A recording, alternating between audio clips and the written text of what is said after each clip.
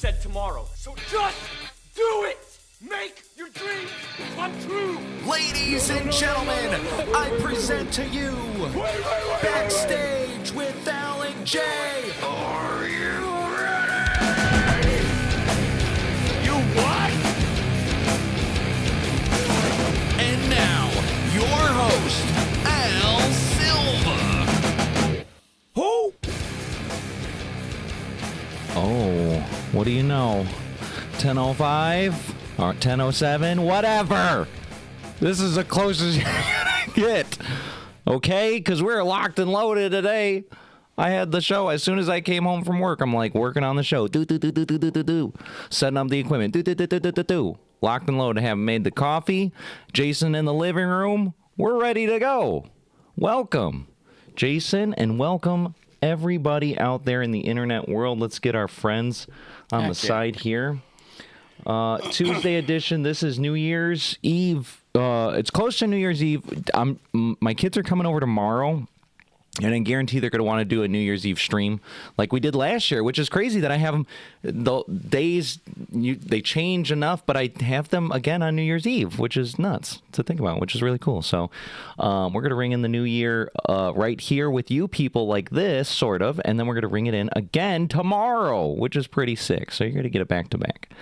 Now hang on, I gotta adjust Jason because he's slightly off center, and we cannot. We're a full production studio here. I will not deal with this. There it is. It shan't. There it is. Yeah, no way, no way. We're gonna do all this cool stuff and be crooked. Heck no. All right. Now, I sent my dad the invite. He's probably like completely shocked that we're just on time here, so he hasn't joined us yet, but he'll join here in a second. Why don't we go ahead, start with the pregame, get everybody warmed up, and then we'll get into the show. Let's go. It's time for the pregame. No, what are you waiting for? Do it! All right, so we just had Christmas, and I personally didn't go anywhere. I had my kids on Christmas Eve. As everyone knows, that's the divorced parents' Christmas. That's Christmas Eve. That's how it works. The kids get 2 Christmases, and then you just get the one that's not on the day that really is. So Christmas, I didn't really want to go anywhere. I got invited, my sister, my mom, blah, blah. I was like, I kind of just want to stay home, and I organized and I cleaned, but realistically, it's because I didn't have any time. This was my schedule. I'm going to show you guys. This is what it was like, and this is why I couldn't go to anybody's house for Christmas. 4 o'clock, wallow in self-pity. 4:30, stare into the abyss. 5 o'clock, solve world hunger. Tell no one. 5:30, jazzercise. 6:30, dinner with me. I can't cancel that. I couldn't cancel it. 7 o'clock, wrestle with my self-loathing.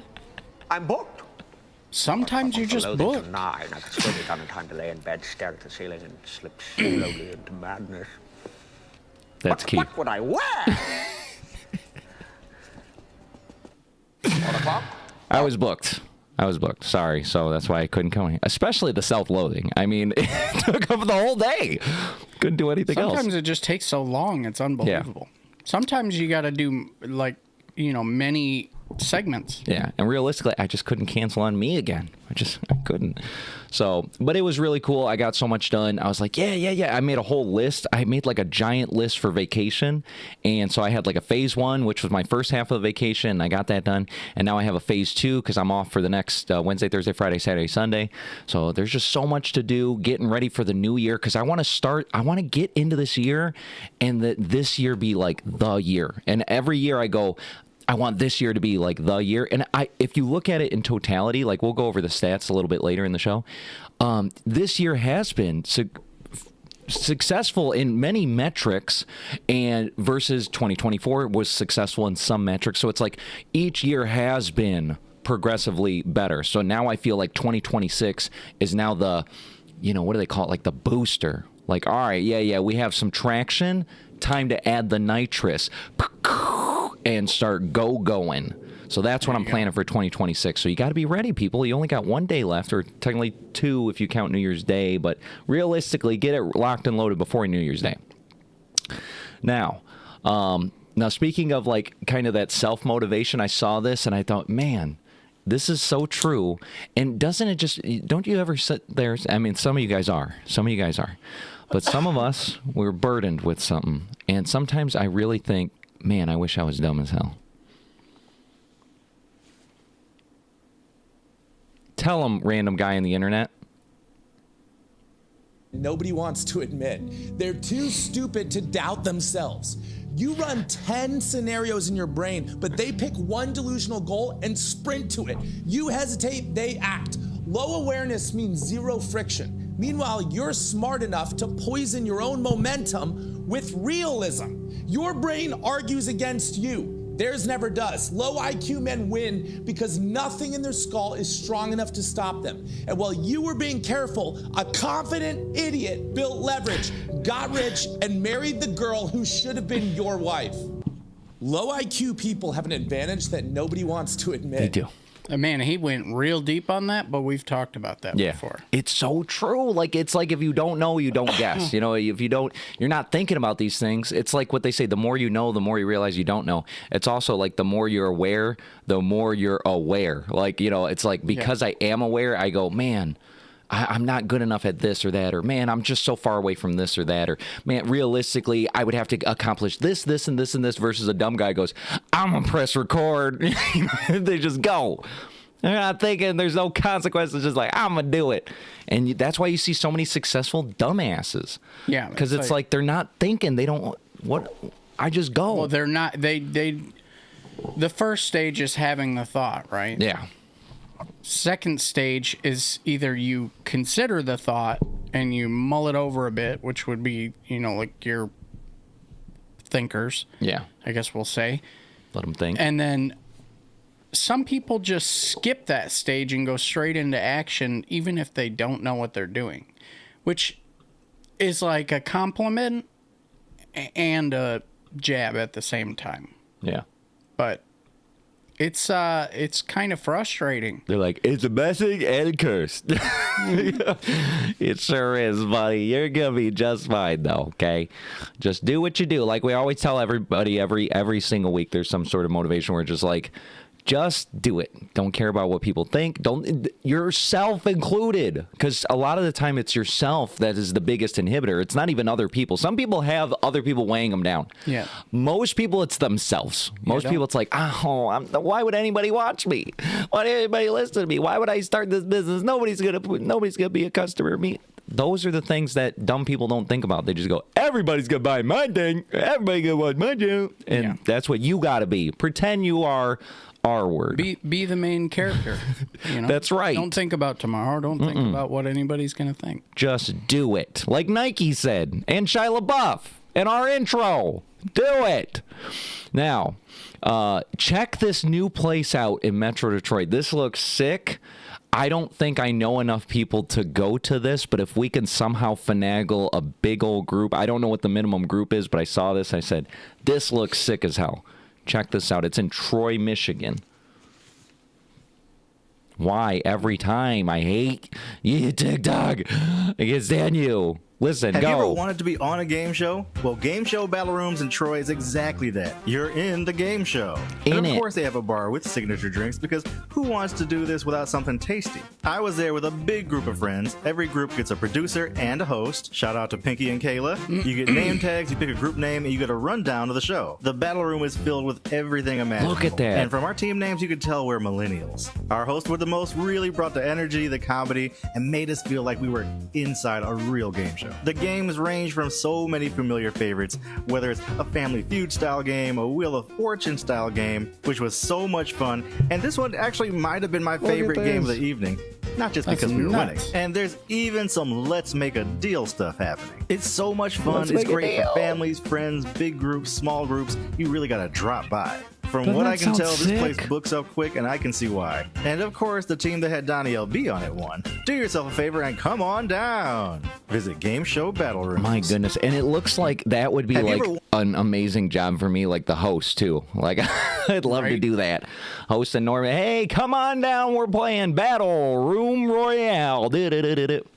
My goodness. So this sounds sick. Because who hasn't wanted to been on a game show? Right. You know? But what I want to know is, you know they're recording it. Like that would think be they're just recording that would be the smartest thing to do immediately. Even if they didn't make a TV show out of it and all they did was pop those boys on YouTube. Yeah.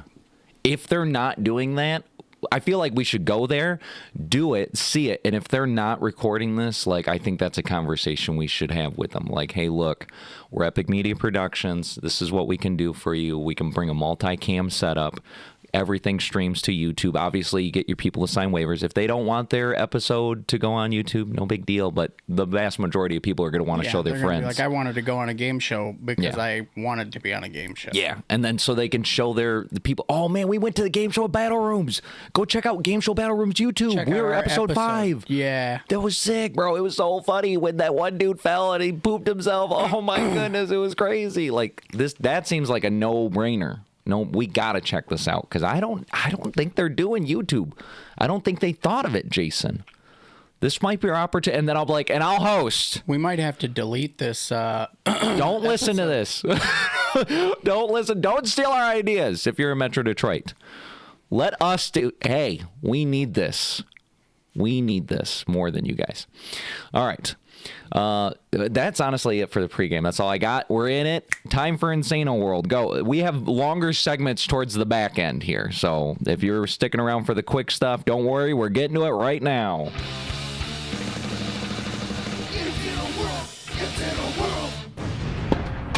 Lars. Damn it. Is he drunk? I think Lars is drunk. Lars, is there something you want to tell the people? I'm really drunk. Lars, you got to stand up. Stay right there next to your brother, War Turtle, and James. He's getting old. He's getting a little old, poor boy. This just happened yesterday. You know, people go, oh, Michigan, the trees are so wonderful, so many lakes, there's so many great shit. You know what you got? Winter. And winter sucks. And there's snow and ice, and then there's accidents. And this shit, literally, it sucks really bad. And I saw this, and I said, I don't want to drive. I don't want to, all the months. I don't want to drive until March. But this actually just happened on 75 here. Let me show you. It was a 40-car pile-up on I-75. Look at this. Semis, cars, everything. They just could not stop. The roads were so icy. Look at this is what just happened yesterday. Last night, I said, oh my goodness, I don't want to be out on these roads. That's the most dangerous part is when it's actually snowing. Yeah. Not, it has snowed, that's fine. But when it is snowing, yeah, you got the slush, that stuff. That fresh powder. Yeah, it's not packed down. Like that's. They haven't salted nothing. Nothing scooped away. Well, most of the time we'll have a little bit of a heads up and they'll do a little pre-salt. Yeah. But no. Yeah, and I mean it's like even it's scary just going from my work home. And that's like close as hell. Yeah. Just being on the road. I mean, I think what happens if they made like better, you know how there's like, you ever had the car when you were a kid or seen somebody that had the car when you were a kid where it's like the tires grew like claws out of it? And it was like you twisted the tire and the claws came out of chains, basically. Yeah. Essentially like chain. They should have it where it's like the tires, they grow. Oh, it's time for snow. And then they just... No, what they need add to the do modifier is just to it. Steal that German guy's idea with the, capturing the wind from the passing cars. Except... Bonus fact about our winters, they're windy as fuck, real too. windy. Like it was 60-mile-an-hour winds yesterday, too. Just little generators that would heat the road. All you'd have to do is run wire through the concrete. Yes. I mean, it'd be difficult now because the concrete's already there, but half that shit needs torn up anyway. Now, I did see this. This will go hand in hand with this. There's a bunch of Detroit stuff in the future in the show. This, in particular, is something along the lines of what Jason's talking. Now, this isn't for heat. It's for energy, but same thing. As we all know, that energy is heat in one way or another. And so they just turned a city street in Detroit. The whole street is an EV charger. They turned 14th Street into an electric road that charges your EVs as they roll over it, but it's only 1/4 of a mile.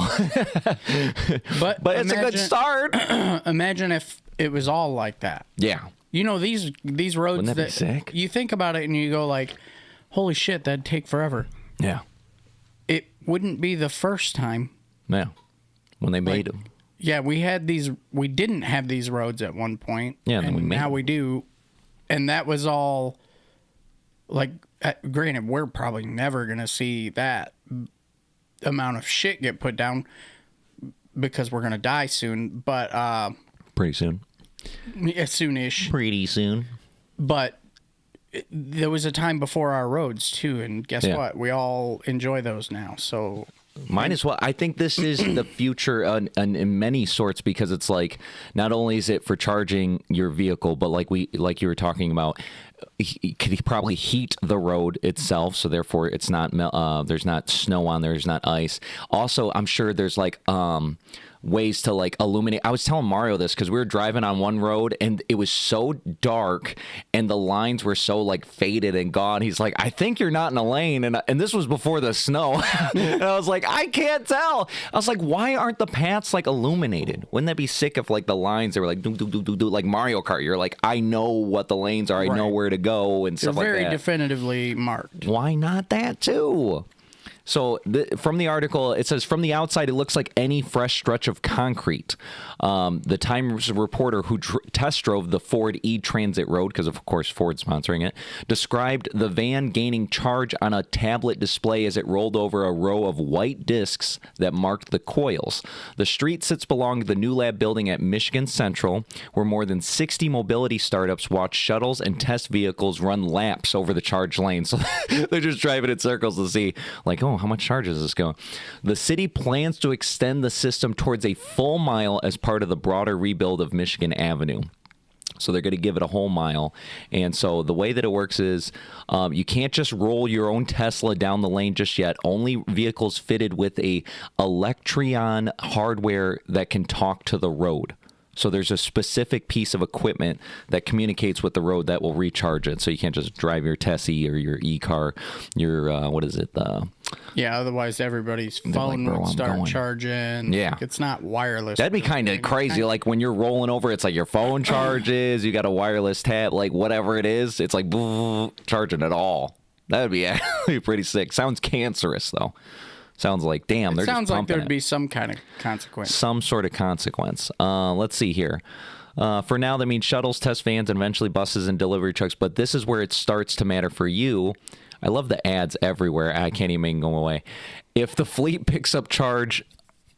fleets pick up charge all day on their routes instead of sitting at plugs, they don't need giant battery packs. Smaller battery packs mean cheaper EVs, lighter vehicles, and more range for every kilowatt that you buy. Analysts around the project told the Detroit News that the long game is strategic corridors, bus routes, freight lanes, airport links, where pavement itself keeps vehicles topped up. So they're saying, well, you don't have to do the whole road. You don't have to do every road, but you can do paths. Like everybody has to go to the airport at some point. So Right. you can do one of the lanes from downtown to the airport. That whole lane is an EV path. One of the lanes going from 94. One of the lanes on 75. So it's like, that would be a good place to start. It's like, that's the EV lane. And like, don't get in that. If you're just in a, gas guzzling truck, don't get in that lane. Yeah, This otherwise is you're for gonna the get a charging goddamn boys. ticket. Yeah, it's kind of like when you go to like California or other states and they have a what is it, carpooling, and you got to have at least two people, and otherwise they'll ticket you. Except the pregnant ladies were like getting away with it because Yeah, they're like, it's technically two unless I want to abort it, and then it's not a person. My choice. yeah. I guess so. So there it is. Oh, my dad's here. Hello. We're only 7 minutes late. We're only 7 minutes late, just so you know. So that's practically on time. As we all know, 15 minutes late is on time. Exactly Isn't that like somewhere around 10ish. Yeah, that's exactly what we said. So Right on time. We win. So Detroit's getting in the future in that aspect. And then 2 steps forward, 10 steps back. Because that's just Detroit. So yeah, we're getting Rose. We're going to the future. There's a game show and all that stuff. And then the next thing you know, they have this massive thing that's taken over Detroit by storm. And I don't know why it's Detroit for one thing. It could happen anywhere. It doesn't have to happen in Detroit. But of course, Detroit is what started this whole trend. It's all over TikTok right now. And they're calling it the Klarna Hack. or the Klarna method if you're a quarter zip. Take a look at this video first so you can see kind of what we're talking about here, and then I'll have a guy explain it here. So look at this guy's haul and what he is showing off here. Those are iPhones, iPads, MacBooks. Look at that, as deep as the trunk. All the way down. This should go all the way down. That's a tiny trunk, though. Why is the trunk so small? Because it's so deep. Gonna go all the way down. So there's posts all over where it's just people showing off like how much they're buying, right? And then so people are commenting, what's going? That's how it started. People are showing the post, and then everybody's in the comment, how'd you do that? How'd you get the money? And then people were charging people money. This was a side scam of the Klarna thing. They were charging people money. They said, hey, DM me if you want to know. And then they DM, hey, you have to give me $100 or whatever. I'll teach you the method. And then they'd give them the step-by-steps to follow this Klarna method, this Klarna hack. And because they really thought they were onto something here. They're like, hey, I think we got some sort of new hack to get free equipment. It's free. It's free. All the Apple products you need. You could buy anything you want, but they were going with high value things like Apple products because you could turn around and sell them to everybody wants an Apple product here. And so this guy is describing kind of what was going on and realistically why you shouldn't do it, even though I think they all knew why you shouldn't do it in the first place. But if you have heard of the Klarna method going around Detroit right now for Christmas, please do not do it because you will ruin your credit score. Cash App or the Chase Bank method that was happening a few years ago and even last year, there is a new one called the Klarna method that people are doing in Detroit that is absolutely ruining your credit. People are now getting your first and last name and even your social security number, opening up a Klarna account and buying PlayStations, iPhones, and credit lines of cash, and then making your credit go in the toilet. And people are telling you this. They thought they found a Klarna glitch, but what they really found was a glitch to go straight to prison. Because if you do this Klarna method right now, where you're getting PlayStations, iPhones, iPads, and cash in people's name, and then not paying those back, you will go to jail. It's gotten so bad that even this guy right here who works at a Walmart said that all of their Apple products got cleared out in Detroit because of people coming in and buying with Klarna. So please, whatever you do, do not listen to anybody that tells you to do the Klarna method. I love how they're like, it's a hack. No, that's fraud. Like it's fraud. This guy's like, and if you don't pay it back, you're going to prison. No, you're going to prison either way. Even if you did, even if you're like, I'm going to be a good Samaritan. I know I took your information. I know I opened up this credit, but I paid it for you. I just needed the money for a minute. That's still fraud. Well, yeah, that was the part that actually wasn't covered there was that there was the Klarna people who were using their own name. Yeah. And they were destroying their own credit. Yeah, dummies. But they were like, I don't care. Yeah. That's what a lot of the videos, people would be like, you're ruining your credit, you're going to bomb it. They're like, you'll never recover. Yeah, but the thing is like when you go into it with that kind of intention, you're still going to jail. Yeah. Like that, it's literal fraud. Yeah. Like where they're going to go... They'll probably try to start with a garnishment, and then when they see your pay stubs, they're going to go, you knew you could not afford that. Yeah.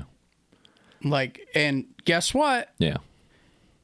You still got to pay it. Now, what's funny is, like, all right, so there's two sets of people, right? Dummies that were like, I'll use my own stuff, and I'm going to tank it, and I don't care. And then the real, I mean, that's level one, but level two was like, I'm taking somebody else's name and somebody else's social, and it ain't even me. It's a hack. You don't even know. Never going to get found out, even though I'm posting on TikTok and showing you my haul, and you have all my information on the internet and all that good stuff, and every store they're visiting has a camera system that's, like, tracking you as soon as you walk in. No, they'll never get caught. Of course they will. But like for the people that are dummies, the ones that are dummies, I do feel Klarna is they should have a little bit of responsibility, but I guess that's a separate thing because it's like, all right, then why are they giving this guy that's making $8 an hour a $6,000 limit or doesn't even have a job? Why are they allowing him to have a $5,000 purchasing power? They know if he punched in his information, they know he couldn't afford it. Like whatever he's buying, there's no way. They're probably just like, we're going to get so many people on garnishments. It's not gonna. If we they're gonna get theirs. If we get 15% of them, that's enough to pay for everyone. Yeah. Dang. Like just constant garnishments. Just Yeah. Or I'm sure it's like, you know, like when they try to get your debt and then they can't get it, and so they just sell it to a collections, or they write off the debt that they had to you as like a tax liability. So that's like, so I guess one way or another, they probably just don't care, because they're like, if you don't pay it, will they garnish you, or we'll write off the debt. Yeah, if you're like, oh, you show up to court. Yeah. And they're like, oh, okay, well, we're going to set up a garnishment and you have no job? Yeah. Well, guess the only You're other like, way... big brain, no job. Guess the other way you can pay your debts.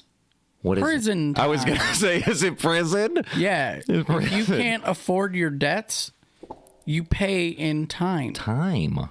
Years. It's like that movie where they pay, you have to pay in time, but they're like, no, we're dead serious. Get in the cell.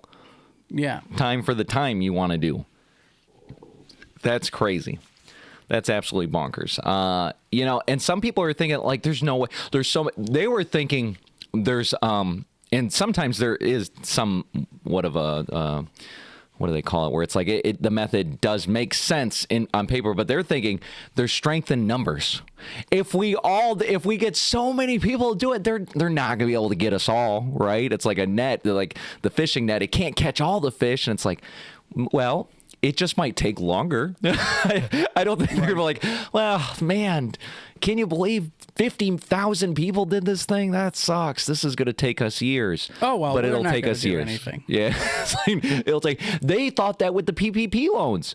People were thinking, oh, I'm gonna say, yeah, I got 30 employees and this and that, and they didn't have. First of all, they had like one employee, or they just signed up for a bit, or whatever it was, and they were just trying to hack the system for money, and they're thinking they're never gonna get caught. And it's like, to this day, there's still news articles that are coming out left and right. This company is getting sued by the government for fraudulent PPP loans. They're going to jail for fraudulent PPP loans, and you're like, PPP loans? That was 5 years ago. They just got them. Yeah. They're going to get theirs one way or another. Just give it some time. So one way, Klarna, tanking your own credit, that's stupid. Tanking someone else's credit, that's just downright wrong. That's absolutely wrong. But at least with that person, we have fraud protections for that sort of thing. Like, that person, is that person covered in a way? If somebody was like, oh, they took out a 10,000 on Klarna, that's not me. I never did that. I'm not even in Detroit. I don't even live out there. Right? Yeah. Like I literally, there's ways of investigating that. That's good. That's good. So. I just hate that Detroit's known for some of the stupidest shit, because it was going viral. Like they're like, Detroit versus everybody. We got all the game down here. It's like, no, guys, that's just fraud. That's just fraud, fellas. I don't know what you thought that was. It was like the Chase Bank glitch, and the glitch. I was like, how did they get that? They would write a check. They would write a check for what they wanted, and like, you know, at the ATM you could deposit a check and then you can withdraw the money. That was supposed to be like a new feature so you can get the money quick. So they would write a check and they'd be like 10,000, and it'd be like, and they're like, I got a glitch. This is how you get 10,000. Oh my God, it actually handed me 10,000. I can't believe it. That was the first guy. He was like, I wonder if I write a check for 10,000, will it give me the money?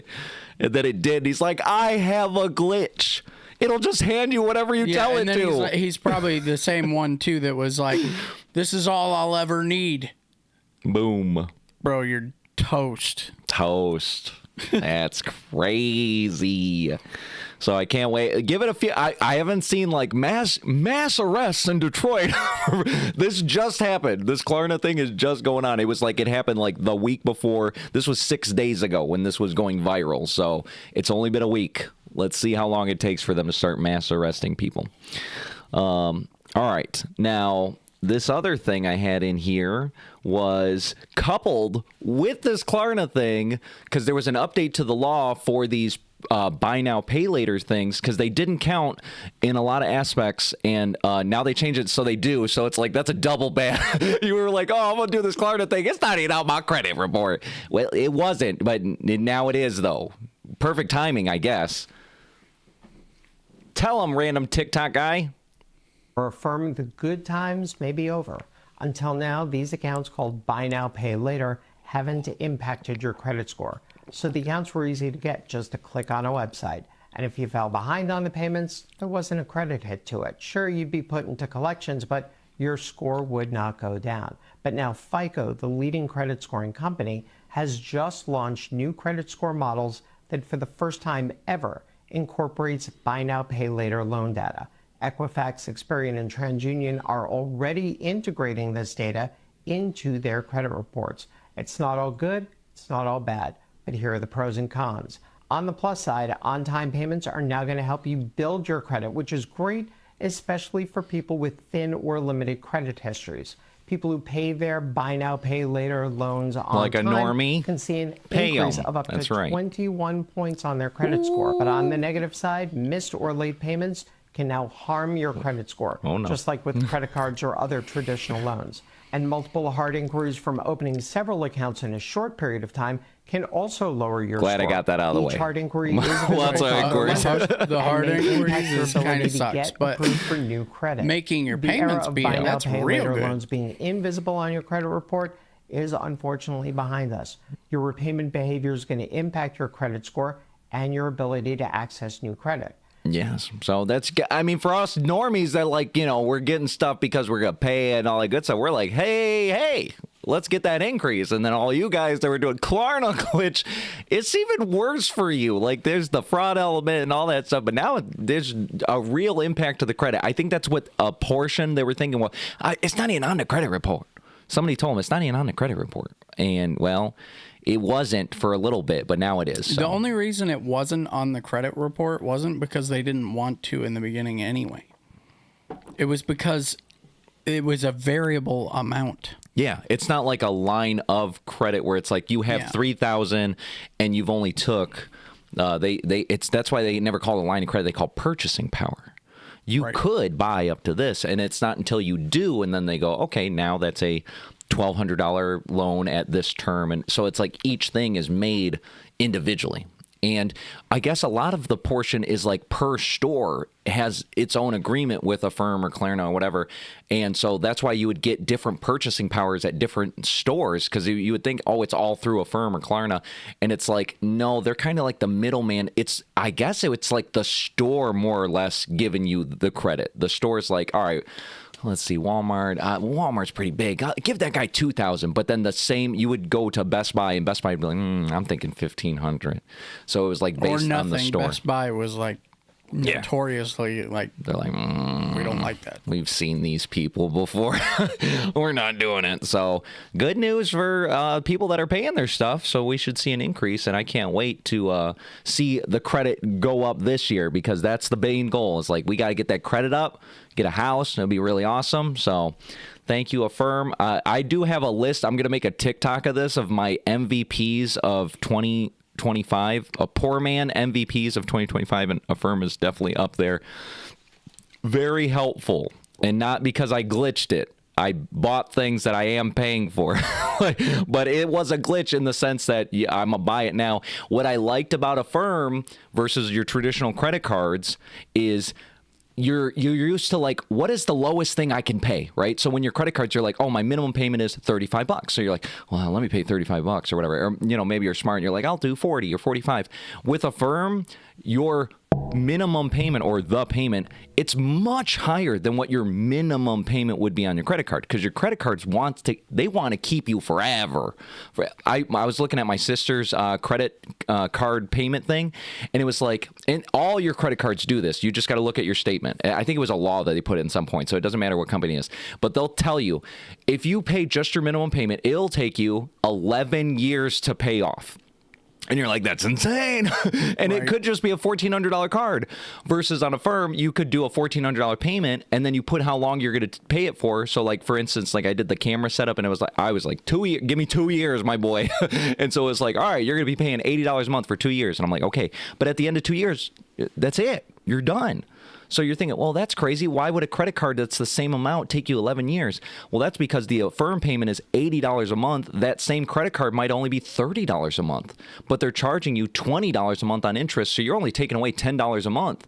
So realistically, the net just doesn't make sense. And it's the same APR.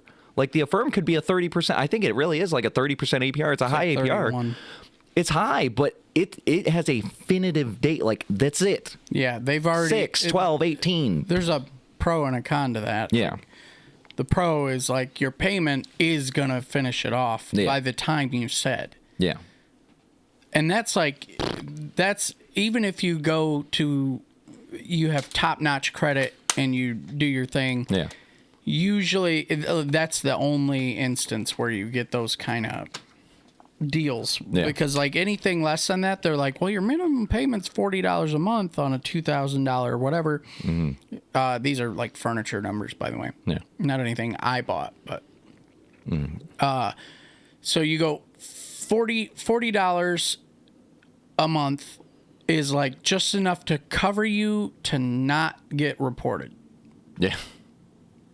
Yeah. But you're not actually paying your item off. Yeah. You're paying just the interest. You're just floating right above it. And the longer you keep that open, the more interest. And most of the like normal people financing places have a stipulation too. Yeah.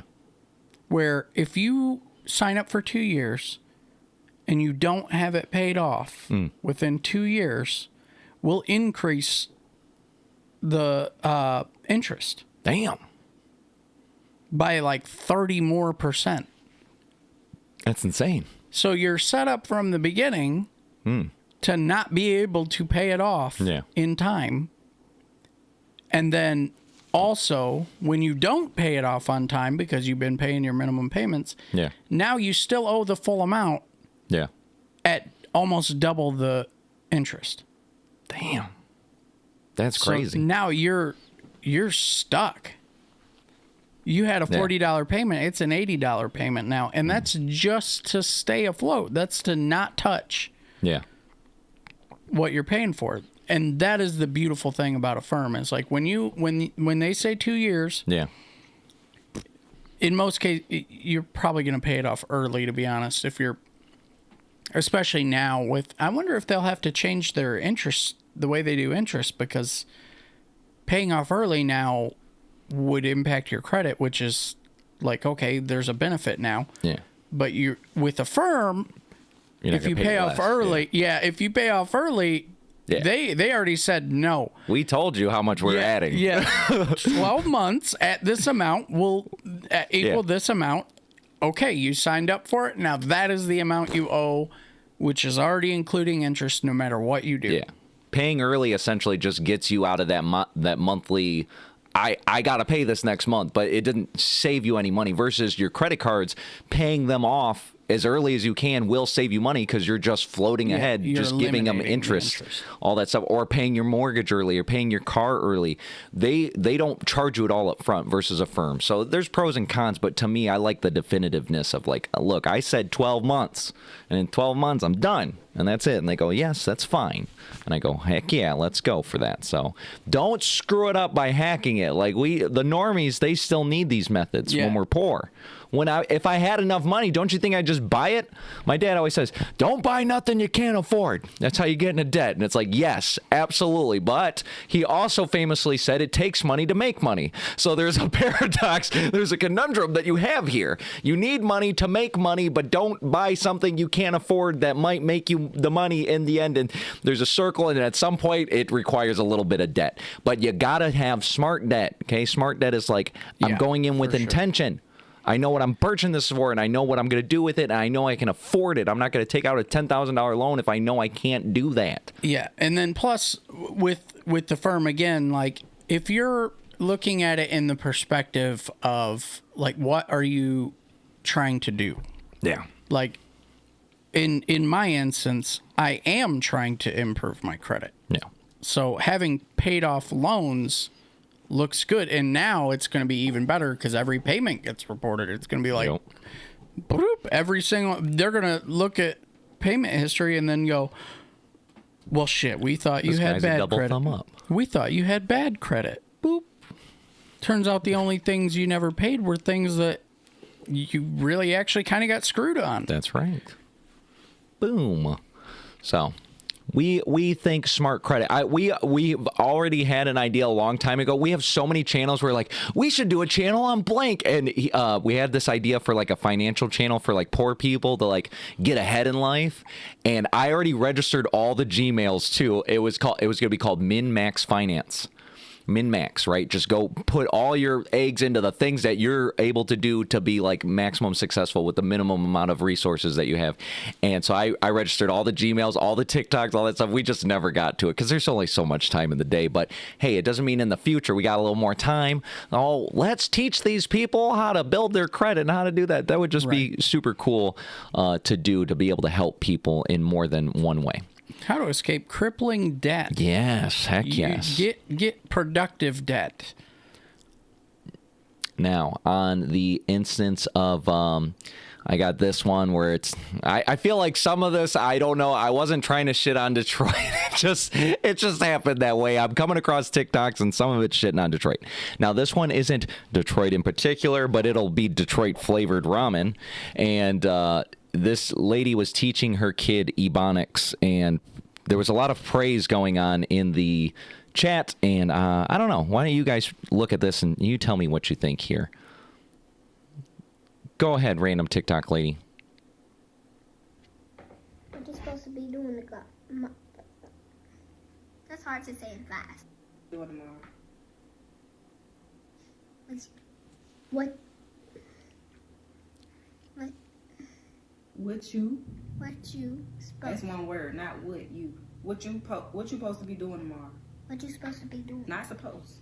Not supposed. What you supposed to be doing tomorrow? What you supposed to be doing tomorrow? Tomorrow. Tomorrow. Tomorrow, yeah. Tomorrow. What you supposed to be doing tomorrow? Tomorrow. What you supposed to be doing tomorrow? The kid's talking so good. She's like, I can't do this. She's like, I don't understand what you're saying. Where you gonna be at? Where you gonna be at? Why you put so much emphasis on at? Where you gonna be at? Where you gonna be at? Where you finna go? Where you finna go? Ain't nobody worried about you. Ain't nobody worried about you. You said about you. Ain't nobody worried about you. About you, just one word. I about you. About you. Go, about you. Attack. What you supposed to be doing tomorrow? I just feel so bad for the little kid. I mean, she was speaking so good. She's like, where are you going tomorrow? She's like, no. What you going to do tomorrow? Like, oh, no. Why? Why are you doing that? And all the comments are like, you go, girl. Teach her that. That's the culture. I'm like, it's the culture. Oh, I don't know, people. I don't know what to say about like it. You're doing it on purpose. Why don't you just let her get a college education? Yeah. Like, she was doing all right. Yeah. She's doing it. This is called just normal. I mean, I get maybe if you're trying to do certain I feel like in your language, you're like, oh, we say, this is how we say rice. Maybe the traditional way of saying rice is arroz, but then we say, arroz or whatever. And you're like, yeah, just so you can round out the language. But this ain't it. This ain't it, people. I'm just telling you that I feel like that's not good. So, but hey. It's your kid, right? Isn't that what we should say? It's like, you can raise your kid how you want. It's just, we can, shun you a little bit for it. Yeah, but we don't have to deal with your kid. No, yeah. Eventually we will, because they'll be in society as a full-grown adult and like dealing with them in one way or another. But I still don't have to. If you not necessarily even a language thing, but if your kid is just like disrespectful or like not good, like they ain't no worry about it. Worried about it. I don't care. They can do whatever they want around, like go to work in the same place, whatever. I don't care. Yeah. However, I'm not gonna deal with them. Yeah. I ain't dealing with that. No. Say it right. She's like, I never deal with that. One word. One word.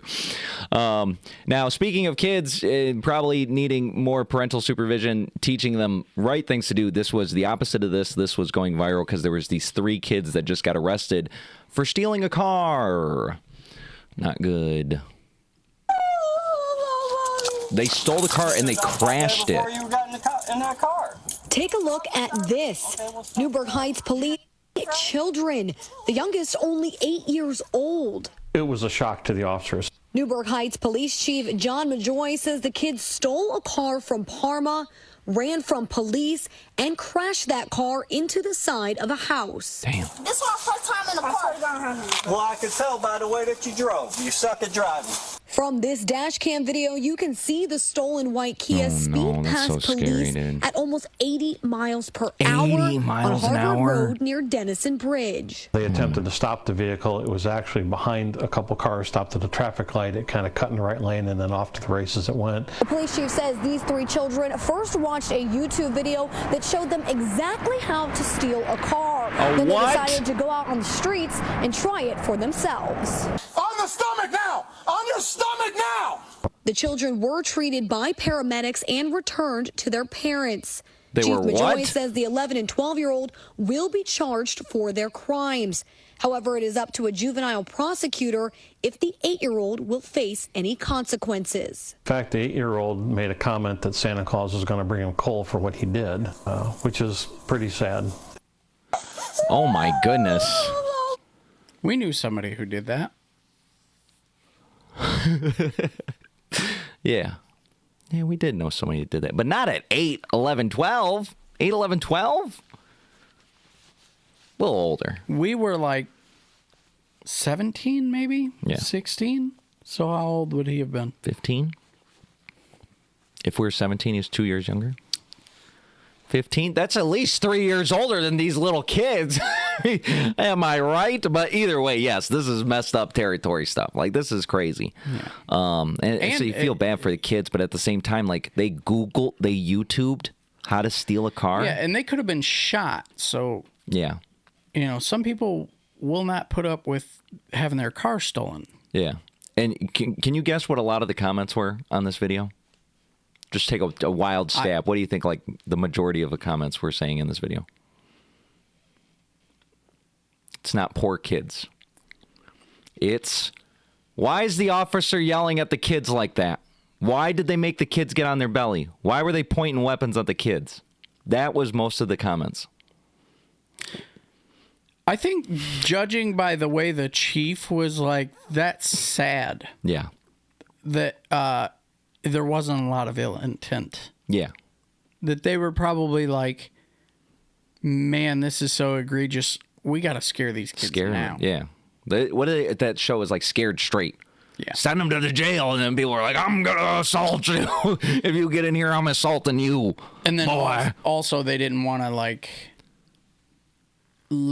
be like, oh, okay, well, let's just teach the real criminals to have their kids do it instead because no problem. Yeah. So, yeah, that's they kind of had to do that. So, and then plus, like, all right, if they're 12 years old and they're stealing a car, you don't think a 12-year-old could have a gun? You don't think a 12-year-old, you know what I mean? Like, you can see what's out there right now, bro. You do as an officer, you're dealing with something that's like an unknown variable, okay? So, like, at the end of the day, don't you all want to go home to your family at the end of the night? So it's like, you could be like, oh, it's just a little kid. I'm going to take it easy. Or like, I'm going to get, hey, sir, come sit down. He's like, I ain't going to jail. My daddy's been there. And you know what I mean? Like, they're clearly not thinking. They're 3D printing guns now. 3D printing guns. And the kids, they know more about 3D printing than the older people do. They'll probably be the first people to 3D printing these boys. Boop, boop, boop, boop, boop. Back in the day, you used to have to go on the dark web to get a blueprint of a ghost gun. Now you can just watch a YouTube video on how to do it and then download the PDF from Reddit. My goodness. Where are we? Insano World. Am I right? Yeah, no kidding. Am I right? Speaking of insane shit, it starts to get weird towards the end. You know how it is. This famous streamer, was sued for doing what? Well, he was sued for assaulting a gay robot. I can't make this up. We already talked about the gay sheep, and you're thinking, how is that a thing? This is a gay robot because I guess the robot identified himself as gay. Make it make sense? I don't know. But this streamer is known as iShowSpeed. Apparently, he's famous. Have you heard? No, I'm just joking. I've heard of this guy for sure. But right. So he was doing one of his famous, on the street live things. And earlier this year, a cowboy hat-toting bipedal robot named Jake the Rizbot burst onto the scene, baffling residents in Austin, Texas, with its flashy cowboy hat, chain necklace, and strong preference for Gen Alpha slang.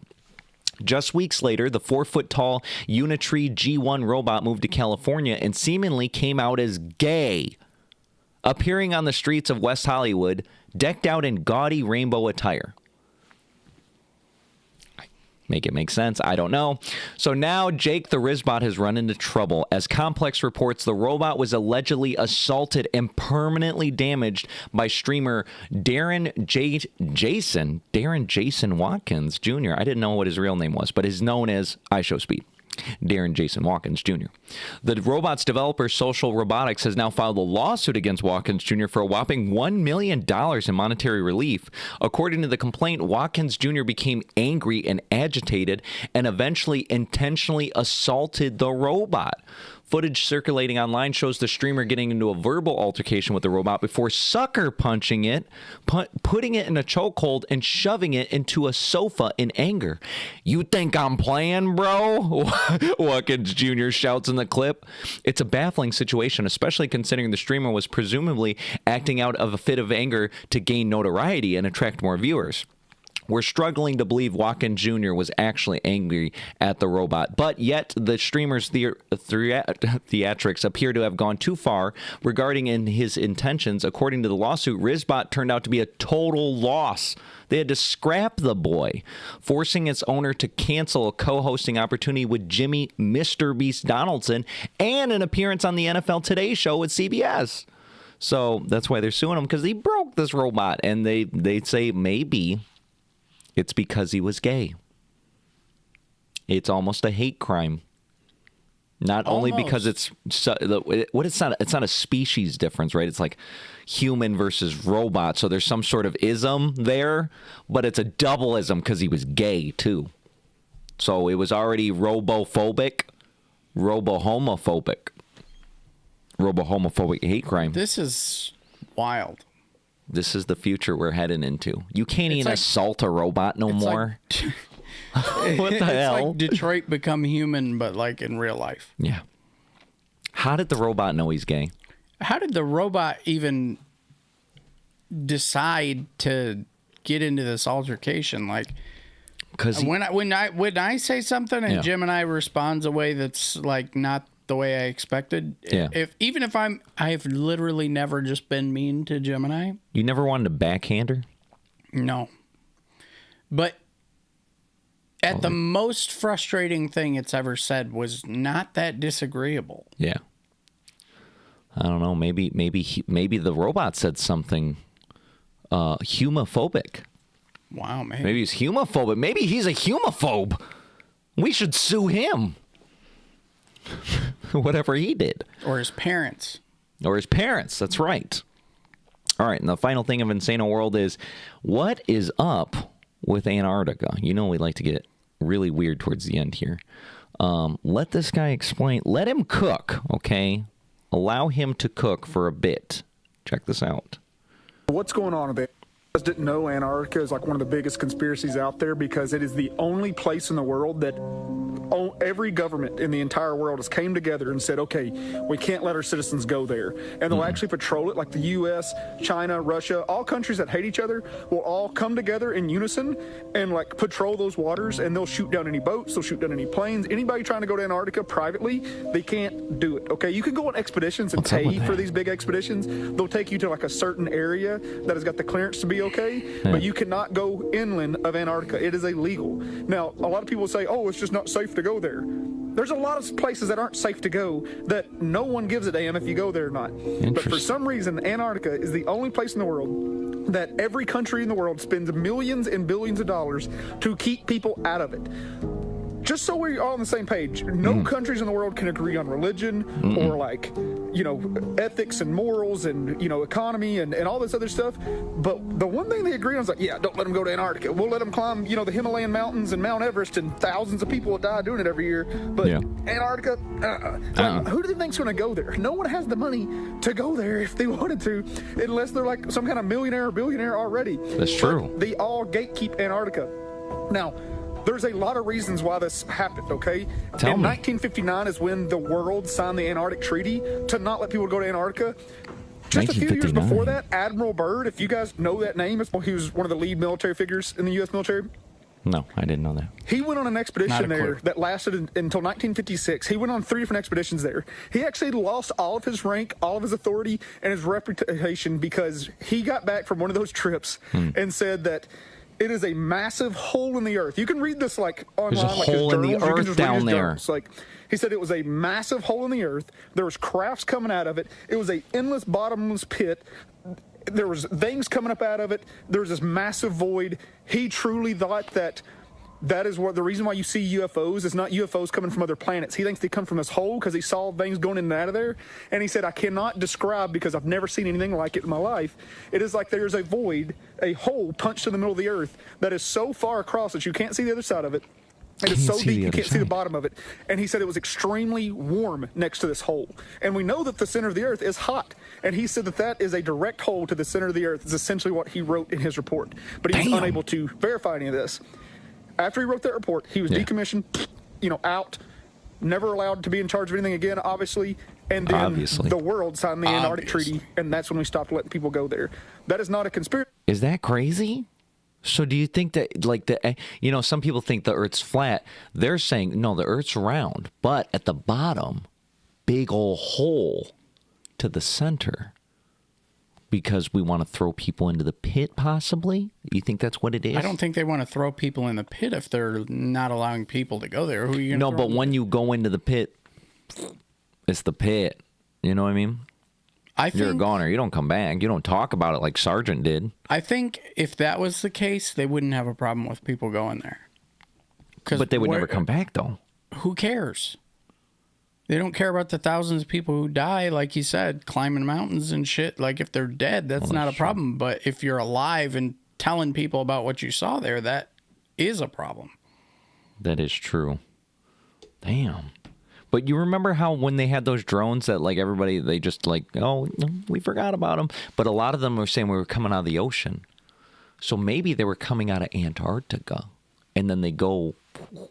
they're in the middle. They can come out of the ocean too, but basically the central theme seems to be they're in the ground. They're under the water. Wow, they're you under... think the upper echelon of humanity probably lives down there, and they're like, you can't come down here. It's real hot. Real hot. Do you want to burn alive? It's like magma. It's lava.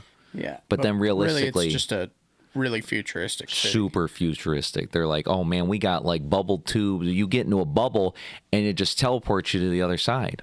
So that's why we can go in Antarctica and pop out the Atlantic Ocean, because we're like, boop, boop. And you're thinking, that's crazy. That's like hundreds of thousands of miles or something. It's probably something nuts. Depth. And the depth and the heat and the gravity and all that stuff. They're like, oh, we figured that out a long time ago, bro. Long time ago. We're harvesting that for energy. Yeah. Just like that, you got a quarter mile of electric road, bro. As soon as we go into the ground, our bodies are charged. We don't sleep no more. The earth gives us the energy. Nature energy. We're always wired. And we're sitting up here we're paying our firms. Right? They got infinite energy down there. I think when we get to a certain threshold, we've already said what I think we already have 100,000, 500,000 and 1 million lined up for different things. 10 million subscribers, we visit Antarctica. 10 million, we go to Antarctica. No, we find a way. We sneak out there. We parachute in or something. They're shooting boats down. Yeah. Well, this is the thing. We'll live stream it in the plane. So when we go, oh shit, they're shooting at us. Just know we don't have to go further. It was true. It was true. That is true. So we'll get as close as we can for 10 million. I'm not getting shot out of the sky for 10,000 that wouldn't even yeah, guys, 10 million. I'll try to get shot out of this guy. They can shoot me out of this guy. Okay. All right. Very nice. That's our conspiracy of the week. All right. We're going to fan mail. For my father, there's a lot to go through. I did call. I had to call some of this stuff. He knows I have to call some of this stuff. Plus, he sent me a lot of clips. But because I bailed on him last week, I included more than the normal amount that I would normally do. So, for my father, he's here. Let's go to the fan mail, and let's get into the clips that people like you sent us. Thank you so much. Here we go. Fan mail.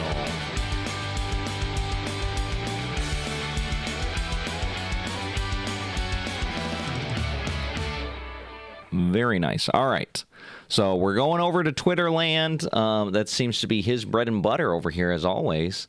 So I probably have to get the first video set up. Now, remember the last episode, we showed the guy with the one-man band, and he was like doing the thing. This guy, he's like, bro, I can do that too, but I'm going to get even nuttier with it. I'm going to do more with even...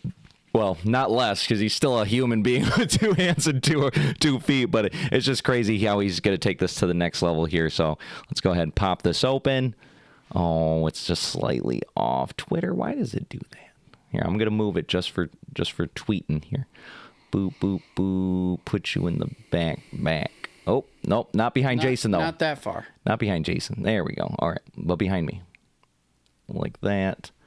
And then we'll do this. I should just make a scene just for Twitter, since we obviously, every episode, we got some tweets coming up. All right. Take it away, young man. I'm not going to play the whole thing, but I'll play a good chunk of this here.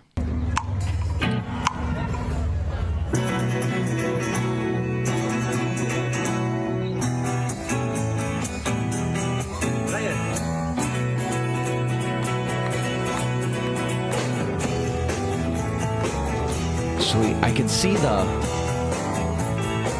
guitars doing the smack, a foot's doing like the kick on a wire. He got the whole thing going. Compact. Look at that. And then his other hand is the cowbell hi-hat combo he got going there.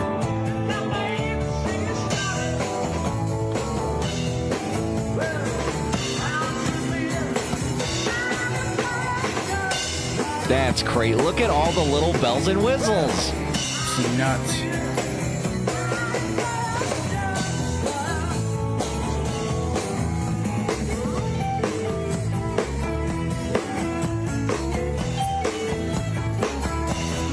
Oh my goodness. Oh, that must be the other foot.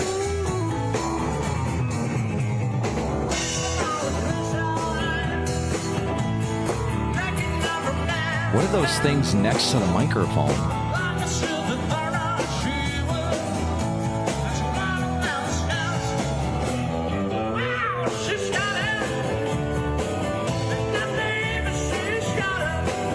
He's like, people, please put some money in the box. Do you see what I'm doing out here?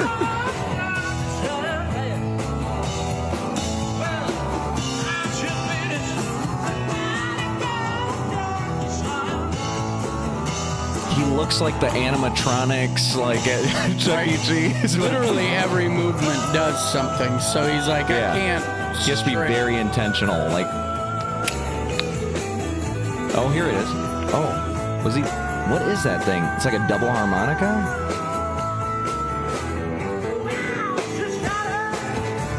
Interesting. Very cool. That's crazy. Once again, it's like, how do you get to that point where you're like, I know I can do this. You know what I mean? He was playing the guitar and he's like, it's not enough, bro. What happens if I had my foot and it was a bass pedal? He's like, not enough, bro. What happens if every time I pulled down my guitar, it hit a snare? Not enough. All right, my arm, you know what I mean? It's like, or did he just try to add everything at once and then just learn it? You know what I mean? Like, how did he come up with this? How did he come up with that contraption? But like moving your foot left or right hits a different drum. Like that's There's so many processes that he's going through right there. Like he has to get to a point where all of that is muscle memory. You know what I mean? He can't be thinking about those things. He's going to be like 90 years old without those things and still just be like jittering all the time. Yeah. Interesting. That's how it be. Let's see here. Mac Sabbath. Dylan showed me something like this a long time ago. And I said, oh, this is pretty crazy.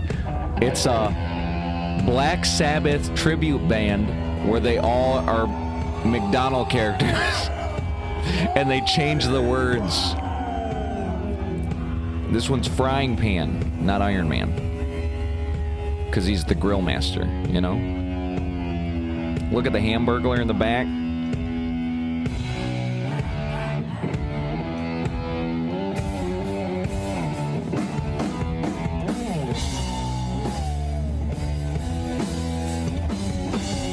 Flip.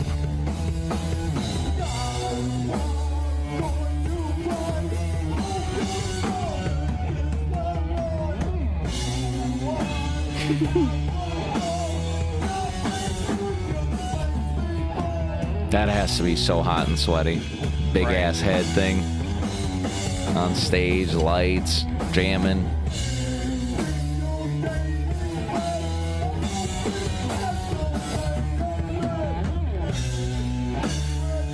They're like, hey, we want to get the band together. Do you want to play your own stuff? No. I want to do Black Sabbath. But what's our edge? We're all the McDonald's characters. Like, yes, absolutely. Damn, TikTok. TikTok. There you go. Mick Sabbath.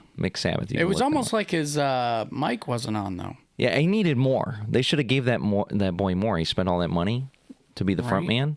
That's Ronald McDonald. You better put some respect on his name. This is the legendary guitarist lineup. They have all the legends playing the same song. Let's take a look at this one here. Pretty crazy to have this many legendary guitarists on stage at the same time. Heaven, all right? I don't have to compete with this. I just do this.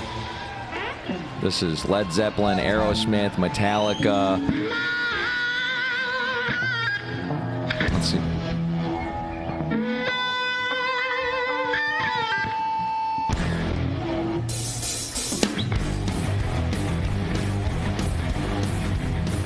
So many guitarists on one stage. That's crazy.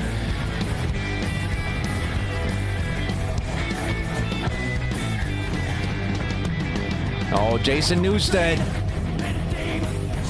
Oh, this had to be a while ago, huh?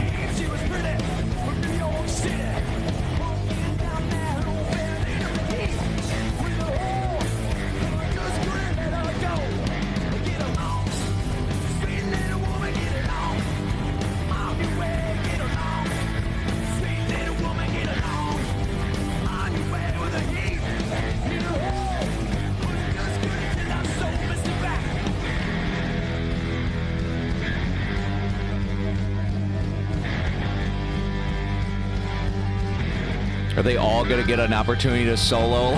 They're like, I want 10 seconds.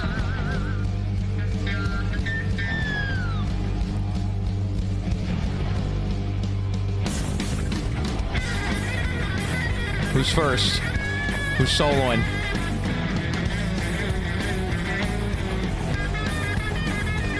Who's that?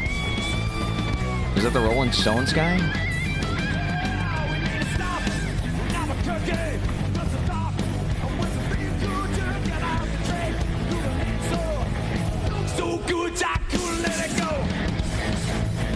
Oh, there's Flea, the Red Hot Chili Peppers.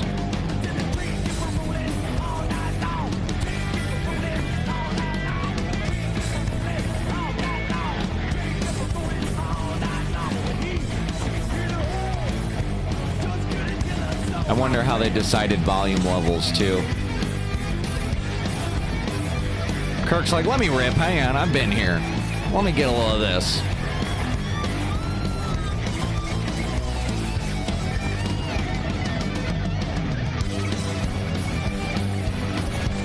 He's like, I can't. These are my superiors. I gotta show off. Let me rip a little harder.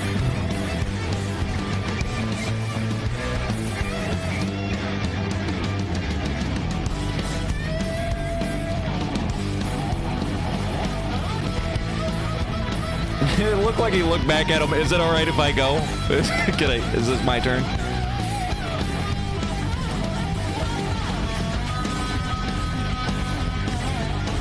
That guy's hugging him in the back.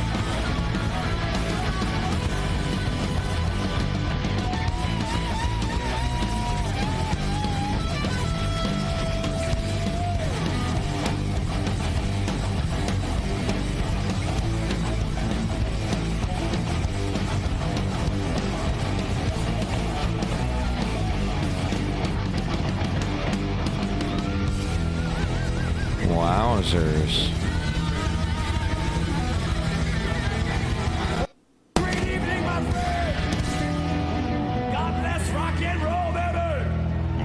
Thank you, good night.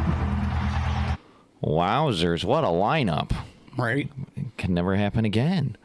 Fun fact, although it seemed perfect improvisation, Jimmy Page and Jeff Beck haven't shared a stage to play. Oh, Jeff Beck haven't shared a stage to play in song in decades. That was the first time they were on stage together in decades. That's crazy. They're like, bro, I don't even talk to that guy no more. I don't like him. They were in the same band. They're like, I do not like that guy. But I do not like him, Sam. I am. Now, speaking of people that sometimes aren't liked, this was a Megadeth Christmas. Do you know they had a whole Megadeth Christmas thing? This would have been good to give everybody for the holidays. Season with Megadeth. All your beloved favorites in one special collection.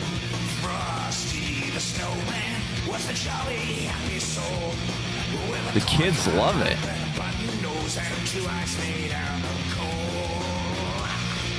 The Little Drummer Boy.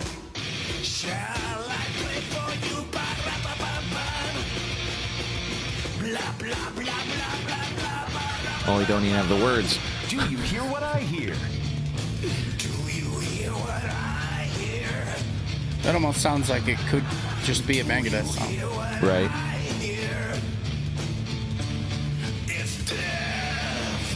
And it's Death. Many more. Hi, we're Megadeth.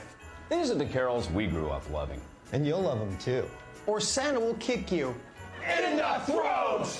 This unique collection Why also would features Santa their do hit that? duet with Jenny Lewis. Baby, Well, it's cold obviously, outside. it's if you don't like it. Baby, it's cold outside. I've got to go away. Baby, it's cold outside. No, seriously, I have to go away. I'm scared. They're scared. Thrashing through the snow, a very Megadeth Christmas. Thrashing through the snow. I like that. There it is. Sucks it's not real. Get it for your kids. They'll love it. Wowzers. Now, actually, I just seen a video of Dave Mustaine the other day, and he was playing with a band, like just doing like he was joining them. They were doing a Megadeth song, and I was like, damn, I see why he's retiring. He is Really like, old. he's really out of it. I just saw Metallica perform. They just did a show 2 weeks ago in someplace around the world, and they're like still like top notch. I mean, it's still really good. Is it 87 Metallica? No, it's still really good. But I just saw Dave performing, and I'm like, oh my goodness, he has to stop. I'm sorry, and I love Megadeth, but it's clear. I think that's what it is. So, Dave, I can't wait to hear the album, and I was just talking to Dylan about this the other day. I cannot wait to hear his rendition of Ride the Lightning. What is he going to do to that thing?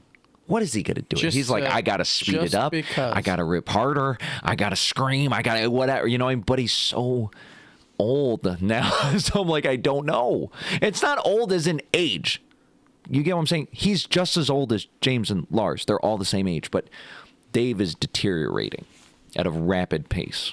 So yeah, that's just what it is. It's time got him quicker. I don't know why. All right, now wigs. I put wigs. LOL. I barely remember what this is. Let's see. Oh. Fuck wiggers. I am tired of seeing white people acting like black people. Be fucking white. It's embarrassing to see you act as if something you're not. Isn't that this is what true, you get though? when you've told an entire people Those that they white should feel people. guilty for having any kind of pride in their own race. I don't want to live in America of weak whites with no pride. I want to live in America where we have blacks who have pride and whites who have pride, and we have pride in being Americans. Just as much as I'm disgusted with black people acting like niggas and embracing a culture of niggas, I'm even more disgusted seeing white people act like niggas. Be white and act right. Fuck Wigger. That's how he started. I don't think that came through. Came through as hard at the beginning. I heard that that a lot as a kid, you know, like, but now I think it's kind of also been largely eradicated as a thing to call someone. But yeah, no, I feel like it's so close to it. But the principle of it is like, you know, when you see a white guy that's just like trying so hard to be black, it's like. And why do you like when you do that? Yeah. If you're gonna pretend to be black, why don't you do blackface?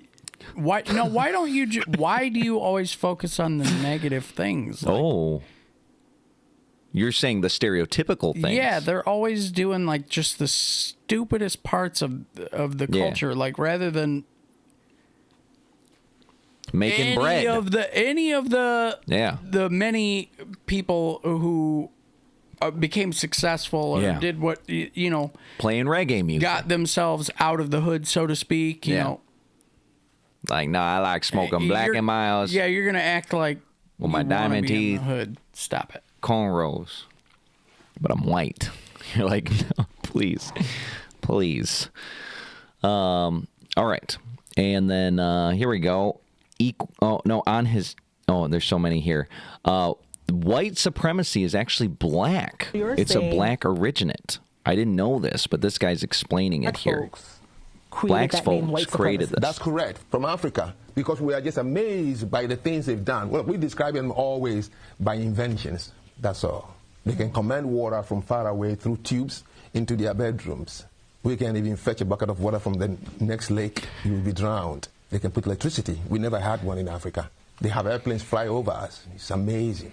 Everything they've done is the reason my people say these people are superior. Not because of slavery. That's crazy. They came to colonize us, and they brought things we have never seen before. They gave a king a mirror, and he was dancing and sold his people away. They brought guns we have never seen, boom, and killed somebody right away. You know what they used to do in the Congo? They put dynamite in the rocks, and then they hide the switch. And then when they point their finger, it go boom. And the Congolese till today, they call the white man kiboom, the sound of the dynamite. And then they go down, and they go like this. If they're not superior, why do you see every picture when the white men arrive in Africa, we bow into them? We have never seen a gun kill a human being. We have never seen a mirror. We have never seen a radio tune in and somebody speaking from England, the Queen's voice. So for us, all these things, these people must be really superior and close to God. They used to have a joke in Ghana that when God said, let's pray, the white man opened his eyes. The black people were covering his eyes. So the white man saw how God created the world. That's why they are so good at what they do. And I'm telling you, these are folklores from which we grew up. That's if crazy. Anyone told you that white people came to Africa to tell us they're superior, it's a lie. They never said that. That's crazy. But there's, as far as like what he's talking about, like when they come down, and you know, Mr. Beast gets all sorts of flack for this, where it's like, he's like, they're coming down, they're building water wells, installing electricity, solar panels, like they're doing all this crazy stuff. They're like, we didn't have that. So like, we see this shit, we go, this is nuts. Like, this is crazy. Thank you. Wow, wow, wow. They're not thinking like, oh man, these white people, can't believe they're coming. They're like, we didn't. How entitled of you to come bring water here, as if we needed that. But the comments on those videos are always like, oh, of course, another white man trying to make Africa. It's like, I'm pretty sure they're grateful. They're like, man, this house is cool. I really like living in this house. This is not when the water. I used to have to walk there, so it makes sense that they go, wowee. This one is on his mama. Interesting. You better learn about me, nigga. I do this shit for real. I put niggas on the ground on my mama, nigga. I do this shit. Ask about me, bitch. Not on your daddy though, right? Oh, he looks sad. He looks sad. That face. He put that kid down instantly. He's like, I wish my daddy was here. That's a sad face right there. I feel bad, actually. I was laughing at first, and then I'm like, no, hang on. That kid's dad's not around. What's up with that?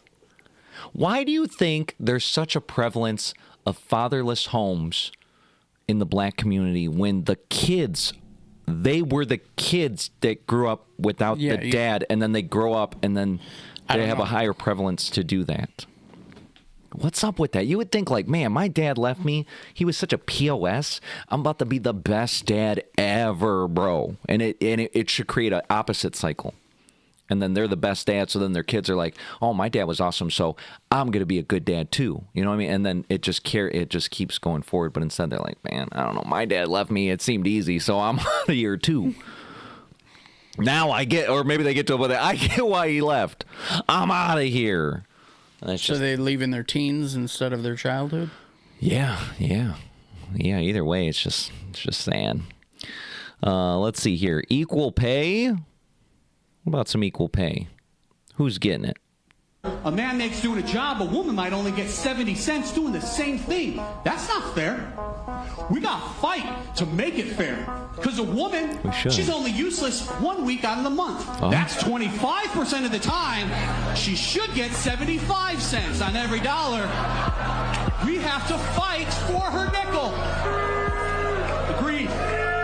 There are some pissed off looks on the women's faces. And I'm never sure if they're whole pissed off because the wage gap thing or just because there's too much math in what I'm saying and they can't understand me. But either way... You can't say that. I nailed it. I did it. Everybody's win. If you had something, you would just throw it at me right now. But you probably missed because you're a girl. And now it's the end. For every $1...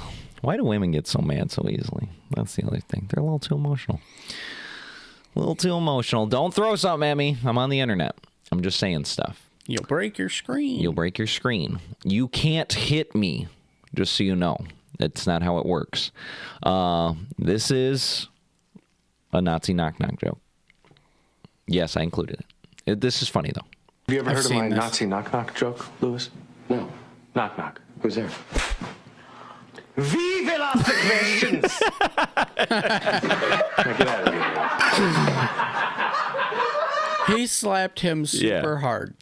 Well, like that's what a Nazi would do. A real slap. Yeah. Well, I think you need to make the joke land. Really good. You can't just we will ask the questions. You know, you got a full-blown Nazi. He really slapped him. Yeah. I'm glad he got to do that because everybody else who tells that joke is going to jail. It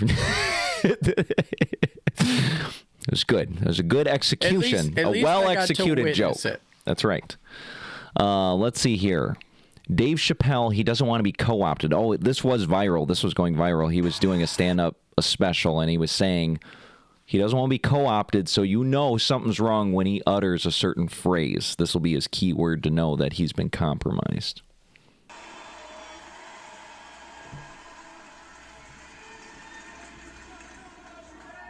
The fear that I have for myself, that I need you to protect me from, is co-option.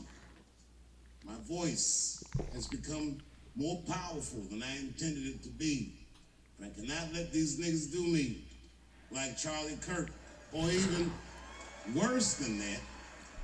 What if these niggas trip me up somehow, co-opt me, and then make me say the things that they want me to say?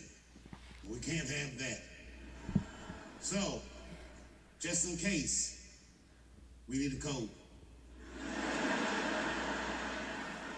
It's gotta be something that I can say so that if I say it, you know that these niggas got me.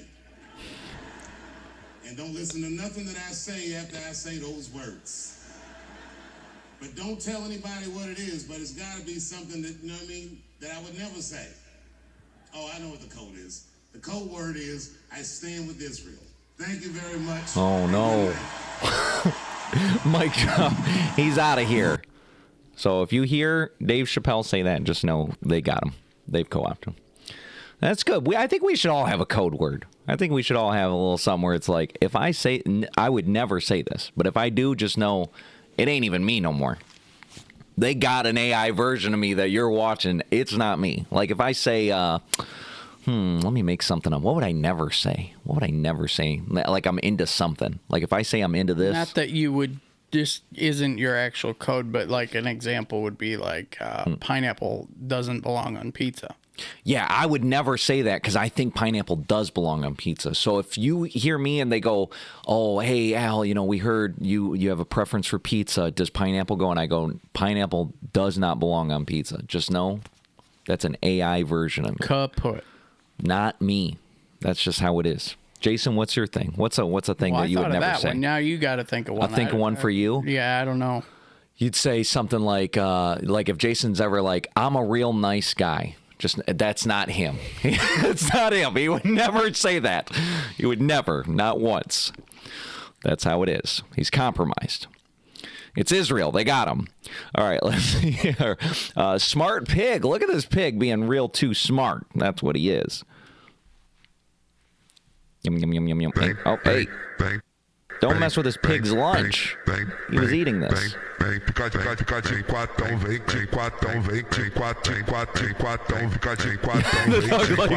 This is bad. Pig says yummy. Is this AI? It looks real. Why would the pig be eating peppers, though? He wasn't. He was pretending to eat them to get the dog to eat it. And then the dog's tongue went R-word? Yeah. Because it's like, I get it's hot, but why does his tongue go R-word? This looks so real, though. I don't know. Like, I've never seen a dog eat a chili, but I don't think it would mess him up that bad. And they're hot, though. Those chilies can get hot. Yeah, I guess. I remember my mom would just be cooking those chilies, like, just in a pot, and I'd be across the whole house. I'd be like, like, just the vapor of the steam. I'm like, I can't breathe. Can't breathe on those things. It's nuts. Yeah, it's good stuff, though. Why kids need their dads. It's a positive. It's a sweet one, actually. Let's take a look.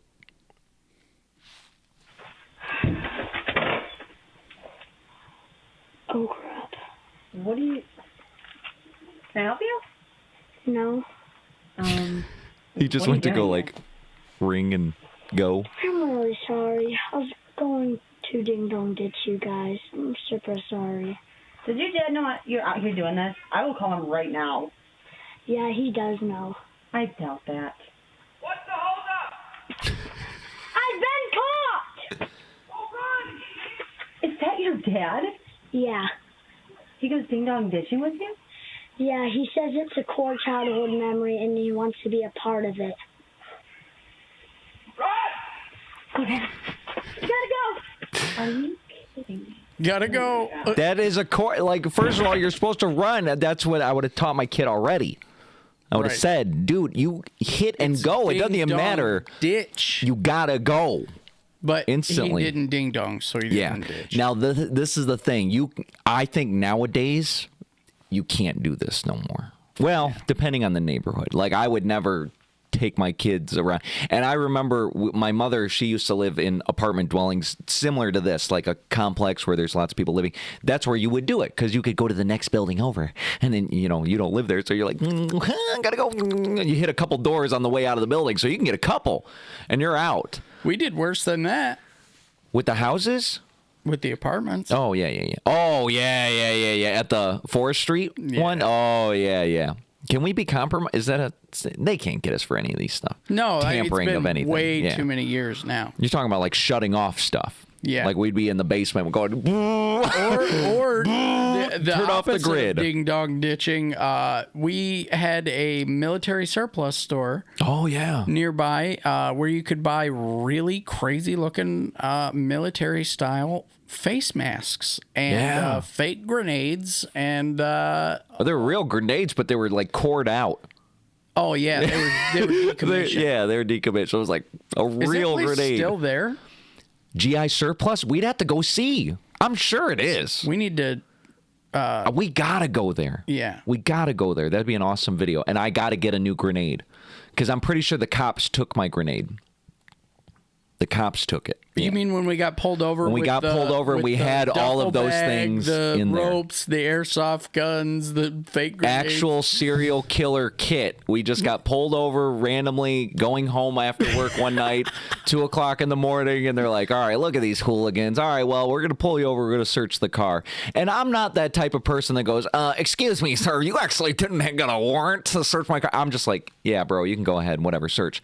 Not thinking what was in there. And then in the trunk, we had First of all, duffel bags, because you got to be able to carry all this stuff. Then we had the masks because it was cold, and that's why we got them, because you had to cover your face. You know, Michigan, we talked about the winter's freezing because of the wind. So you got these masks, and then I was biking in the wintertime too. So I was like, oh, this is so much better.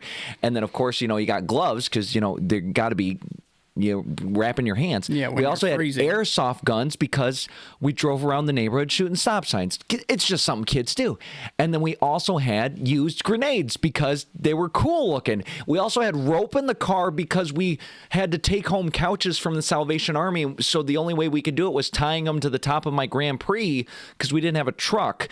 And I also had a can of gas in there, but that's because there was the one time I ran out of gas, and so I had to get a gas can. Was it the neon? No, it was still the Grand Prix. Oh, okay. But I did run out of gas in the Grand Prix, and you would think, how would you do that? Because you have a gas gauge that worked, but that's just a long story. So it's like gas can, CO2 tank, the guns, the whole, I mean, just everything, bro. It was just, yeah. We looked like absolute serial killers. He was like, he came up to us and he was like, do you want to explain all this stuff that's in your trunk? And we literally did. We're like, well, I got a story for everything. Yeah, we picked up a couch. The masks are useful and cool. The grenades are just cool.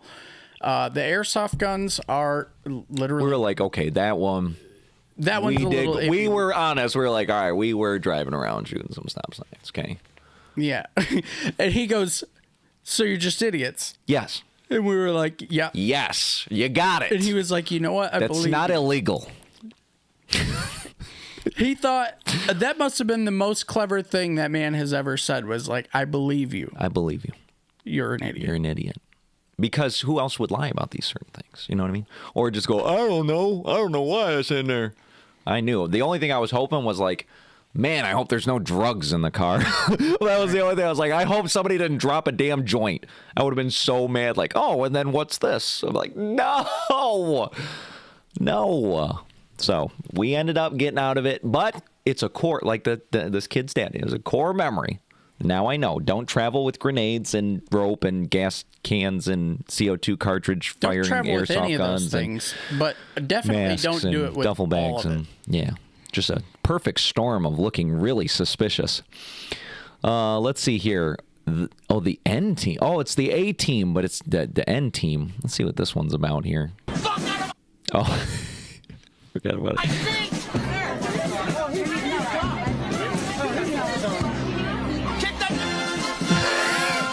It's all the people that have recently went viral for saying the N-word. the N team. My goodness. This seemed to be the year of going viral for saying the N-word. That's for sure. Fuck out of my feet!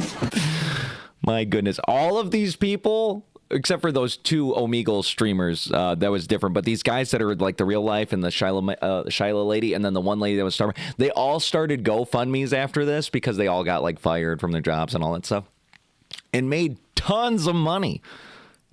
People were like, oh, let's donate. We got to donate to them to offset they took a I don't even know how to explain that. Like they just went down. Yeah. Because normally they're trying to do this like anti-cancel culture thing, because there's so much cancel culture that the people came together and they said, hey, we should band together. When they're canceling somebody, well, why don't we pay them then? So that Shyla lady, she made almost $1 million. That's insane. From her GoFundMe because she called somebody the N-word. You would think that my dad would be a billionaire. He would be a billionaire. You would think that there'd be a limit because the people can see how much the person made. So you'd think they'd be like, oh yeah, they got 40,000. Yeah, that's roughly a year. You know, yeah, like she should be good. They'd be able to get a job. Can get her by. Yeah. They're like, no, we got a band in solidarity. Now with Shyla, the reason why hers got up so high is because there was an equal GoFundMe for the kid that stabbed the one kid or something like that. So there was like it was almost competing. There was like a black GoFundMe versus the white GoFundMe. And so they felt like it was a competition. Like, oh, well, we got to band with Shyla because this black guy is getting like 300,000. So we got to go to 4. And then he got 4. We got to go to 5. So there was a battle. That's Starbucks insane. Lady or whoever, she didn't get nearly as much money, but she still got like 100 G's or 200 G's, something like that. So, hey, man, that sometimes it's all it takes to make some money. Just go out in the world and say the N-word. Don't do this. Woke liberals versus Mexicans. Let's see what the difference is think here. my outfit is offensive. This guy was going around with a sombrero. Are you Mexican? No. Yes. Trying to look a little I think Mexican. it reaffirms stereotypes that are offensive to people. It's not yours. Oh, ripped his mustache right off. Do you I think find that wasn't my outfit real. offensive? Yes. Yeah. Why? Because it's not your culture. You don't really understand what their culture means and what it means to wear these things, like the hats and the maracas. You know, you sort of have to understand where all of this comes from for it to not be cultural appropriation. Does my outfit offend you? You look no. You look nice. Do you like my costume? Yes. Does it offend you? No. Do you like my outfit? Oh yeah, it's awesome. Does my outfit offend you? No, not at all. No, nothing. That's good. Nothing. No, it's good. It's good. Very nice. They just literally don't give a shit. They're like, nobody ever impersonates us. Yeah, no, that's cool. I like that sombrero. Well, very nice. Very cool. So, hey.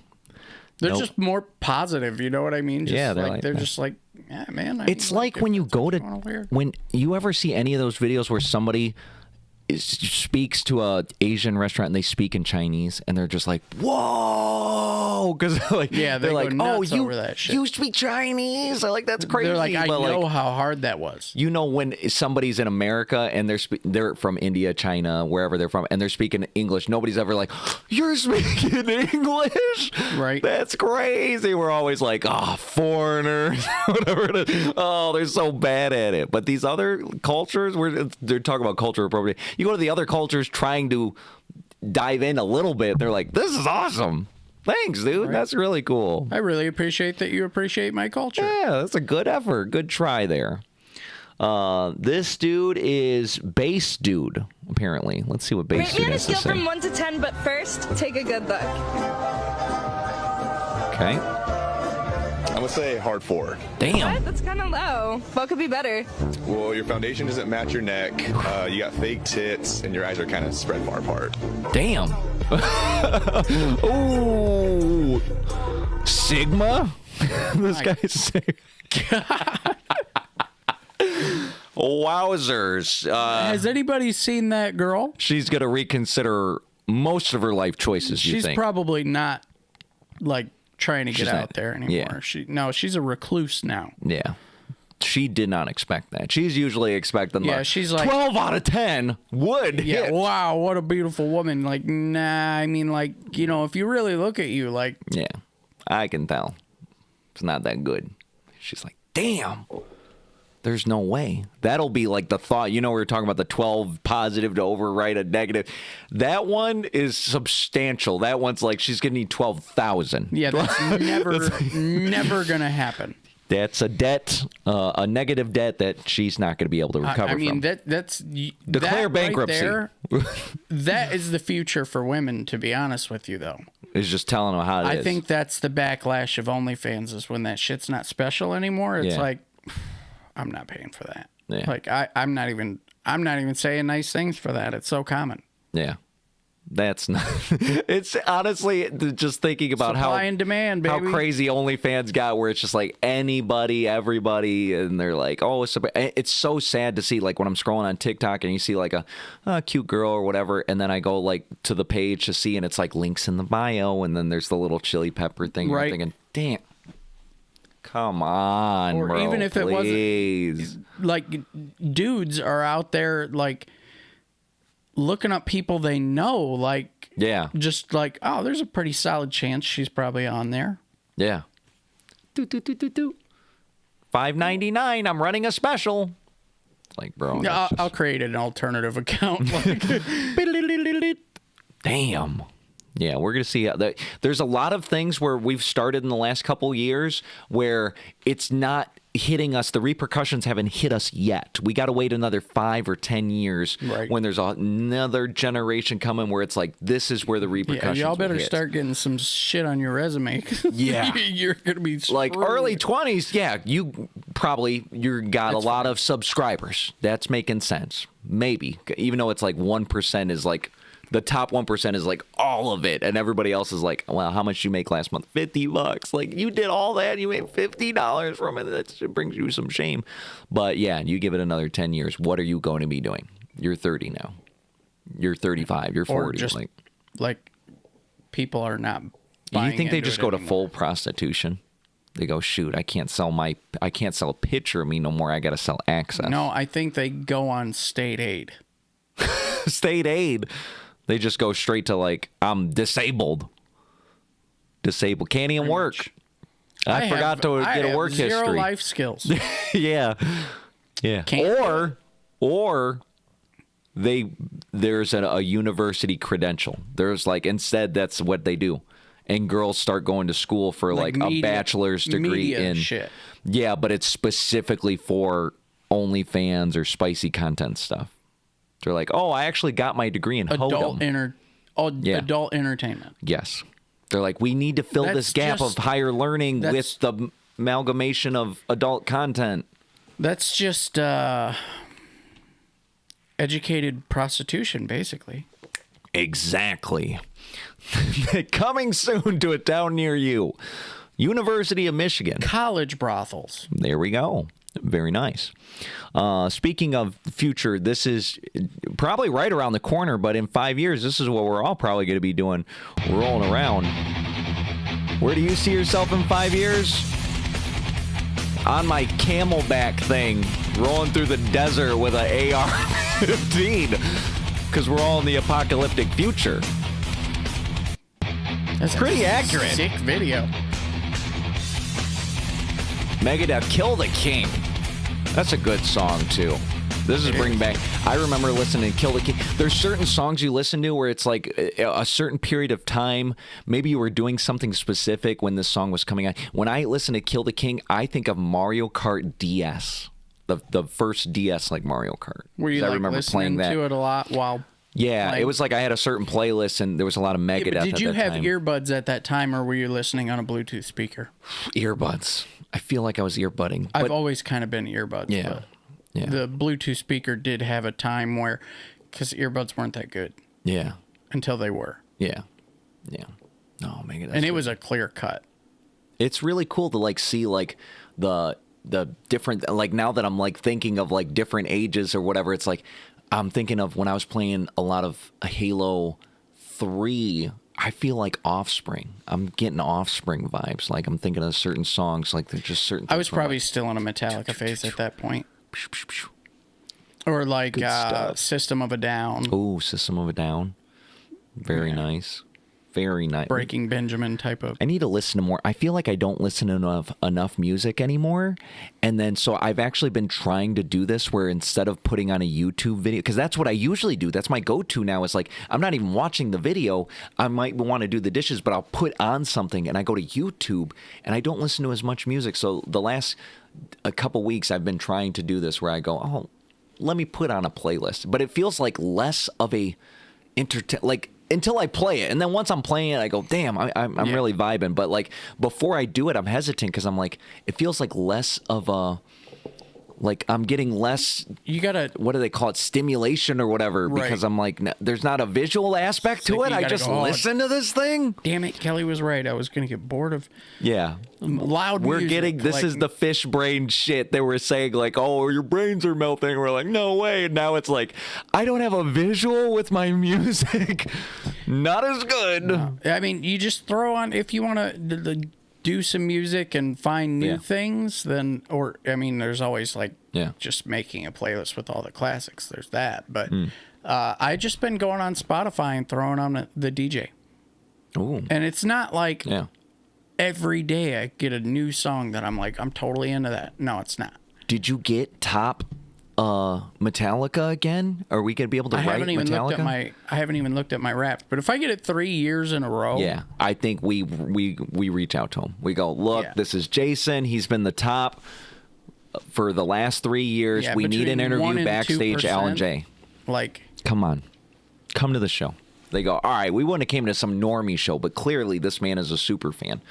And I'll be like, I don't have the credentials, but I have seen you a few times, and I have a little box of goodies from the last concert, like when we ripped apart the big beach balls they throw. I was fighting over a freaking beach ball with this guy. I got a little box of goodies, so I'm like, I got knickknacks and stuff. Yeah. And then I bought the Live Shit Binge and Purge box off some old lady for $20. We still got to get a VHS for that. Yes, I got to get a VHS, and it's missing one CD. I can't remember which one, but I was thinking I could just purchase that one disc because there's I think it's 3 from San Diego or something like that.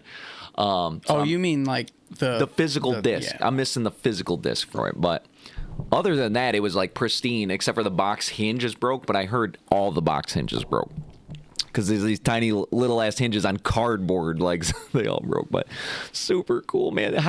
I'm telling you, if we ever got any member of Metallica, even if it was a past member, we got Jason Newsted on this boy, whatever it would be, that would be the craziest absolute peak thing we could possibly do.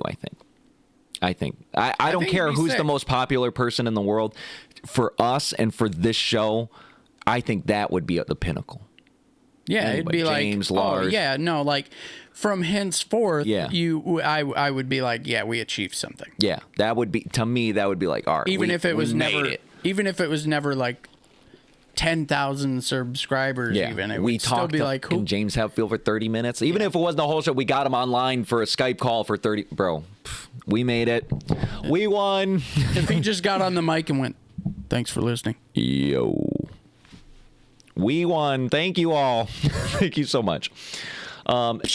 Now, that's positive stuff. This is a negative thing. Some days do be like that. Sometimes.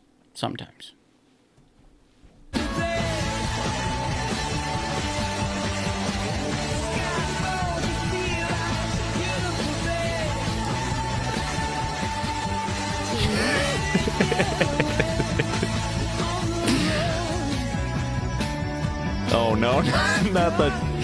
Give me that! Oh, no. He's like, every day! Oh, no, it's all gotta go.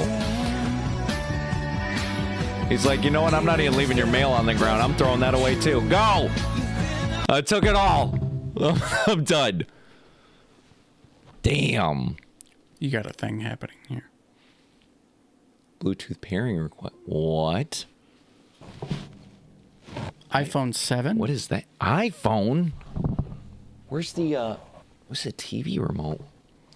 I don't know. Do you have a iPhone 7? Oh, no. I think that was one of our neighbors.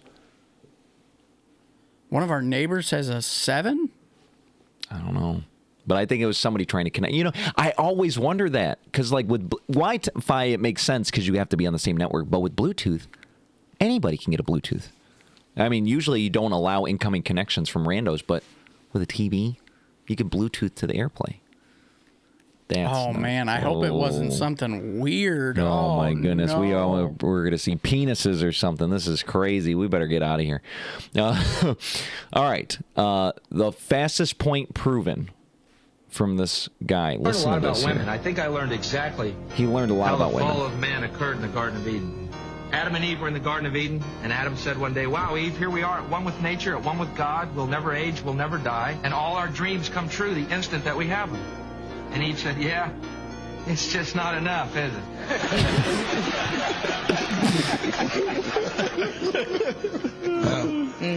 That's not fun. I was just waiting for more. So that was kind of his point.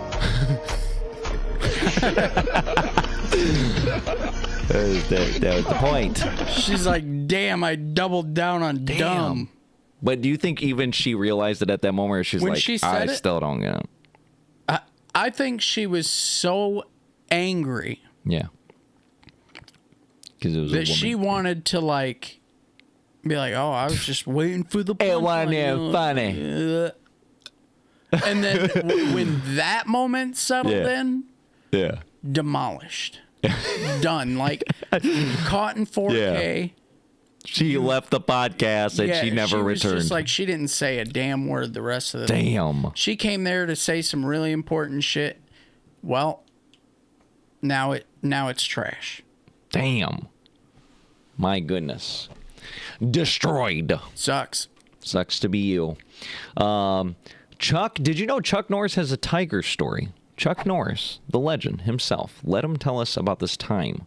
So I went in, and I bent down, and I petted him, and all of a sudden, you heard this, like that. So the trainer says, get up very slowly and back up. So the tiger did. He slowly got up and backed up. So I went in. And That's crazy that the tiger him. exited alive, because Chuck could have killed him by blinking. But he allowed him to live, which is crazy. You remember all those Chuck Norris memes where it's like, I loved those. Chuck Norris was so powerful, he shit a brick and everybody ate, and then whatever. It was like the most ridiculous shit you could come up with, and it's like Chuck can't get rid of his beard because no razor can trim it. Only Chuck can cut Chuck. Only Chuck. He takes a piece of himself. It's like diamonds. My goodness, Chuck Norris. Is he still alive?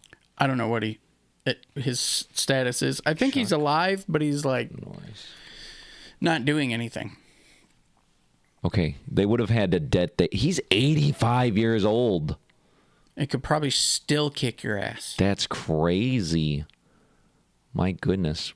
Black belt in multiple Look at all martial those arts. kids, man. Kids. Dakota, Eric, Dinah, Dinah, Mike. Oh, it's well, yeah, it's kids and grandkids. He's going. Man, he knows. He has black belts in karate, taekwondo, judo, tang soo do, chun kudo, and Brazilian jiu-jitsu. He can whip your ass 6 different ways, and that's without his hands. Insane. All right, let's see. No El Toro. This is something El Toro would do. It wouldn't matter who's next to him right here. He's like, I see meat. All right, you two, go ahead, eat. Give me that. That's my 2. El Toro. With his little feet. Look at him. All right, you two, go ahead, eat. This ain't AI, is it? I don't know, but they look too real. I could totally see that happening, though. All right, you two, go ahead, eat. Why didn't that guy eat it, though? He's like a little too slow. Yum, yum, yum, yum, yum, yum, yum. He was just a little shocked, I think. World's tiniest little dog, though. I mean, that is a little baby thing. My goodness. If you're feeding a dog, he's not going to be like that defensive about food. I mean, like some dogs' personality is like, I'm hungry. Yeah. But that one was probably just like, oh, I kind of wanted that. Yeah. And he's a Rottweiler. They look like a Rottweiler, too. You would think he'd be a little angrier. He'd be like, hey, bro, I don't play that. Look at his chain. That's a serious Rottweiler. You wouldn't normally mess with him, but that little baby dog is like, bro, I'm hungry. Yum, yum, yum, yum. Give me that. All right. Now, Muppet Rave. Check this out. The tone is totally different depending on what you change the music to. Okay. Nochmal.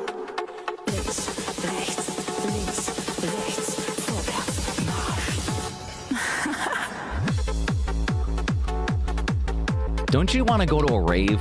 I've always wanted to go to a rave. Like, straight up, glowy neon shit, like 1,000 people in a small room, and we're all... I think and then it sounds way cooler than it actually is. The problem is I'm not on drugs anymore. Yeah. And that would have been so cool to be on drugs and go to a rave. I mean, you remember Tech Fest, right? Yeah. It would have been a lot like that. Drunk. Yeah. Except for... I feel like being high would have been so much cooler, though. Don't you think? It would have been like, whoa. Like, I was telling Mario this the other day, because Mario quit smoking, too. And we're like, man, you remember smoking weed? Wasn't it awesome? You know what I mean? It's like, we're not going to sit here and bullshit with you. It's like, oh, it was terrible. You know, some people, they do crack, and they're like, oh, my goodness, crack. You can't imagine the terrible things I did on crack, and I regret it so much. Kids don't do crack. It was like, smoking weed was pretty sweet. I'm not going to sit here and lie to you. Music was better. Food was better. Sitting on the couch was better, bro. It was... Yeah, everything is the best with moderation, though. Yeah. That's the problem. It's like, yeah, you do a little here and there or whatever. It's like, oh, that's all right. But it's like, I know guys that they can't, it's not even, I can't go a day without it. I wake up and I got to start. And I used to be that way too. I used to be high like 24/7. When I was like deep into it, as soon as I woke up, It would be wake and bake, baby. Time to roll. And it wouldn't be like a little, I'm just getting a little top up. I'd be like, time to get crazy. Like for me, I'm like such an extreme guy where I'm like, if I'm getting high, I'm getting high. I'm smoking like a big old blunt worth of weed. You know what I mean? I was like, why would I go a little far? I'm going to space. You know what I mean? That was just my nature. So it was like, that's the problem. That's the problem. Now, that's the thing. It's like having a glass of wine. We got some fancy wine stuff that Jason cooks up. He's a wine man now. He's cooking up the wine like a, what they call, like you're stirring up the crack. He's the cook. They call him the cook now. Yeah, we can have some wine. Okay. Now we're not taking it in sippy cups. I'm at work all day. Time for some Vaj. I'm just drinking it the whole time. No. Moderation. Off work. Don't have to be up too early. Like if you do, then you have 1 cup. Have a cup. It's all right. Moderation there. All right, that's our fan mail. Now my dad's gonna be like, man, there's so much missing. I really did. There's some of these things where I'm like, I can't show this on YouTube. I can't. I know you really want some of that guy that was in that one country at this time, but I feel like some were so spicy where I go, I don't know. I think it's gonna limit our reach. We need the reach. Father, we need the reach. But I did watch them, and some of them were funny, but I could not. I couldn't do it. So thank you for the fan mail. I get that. Always appreciated.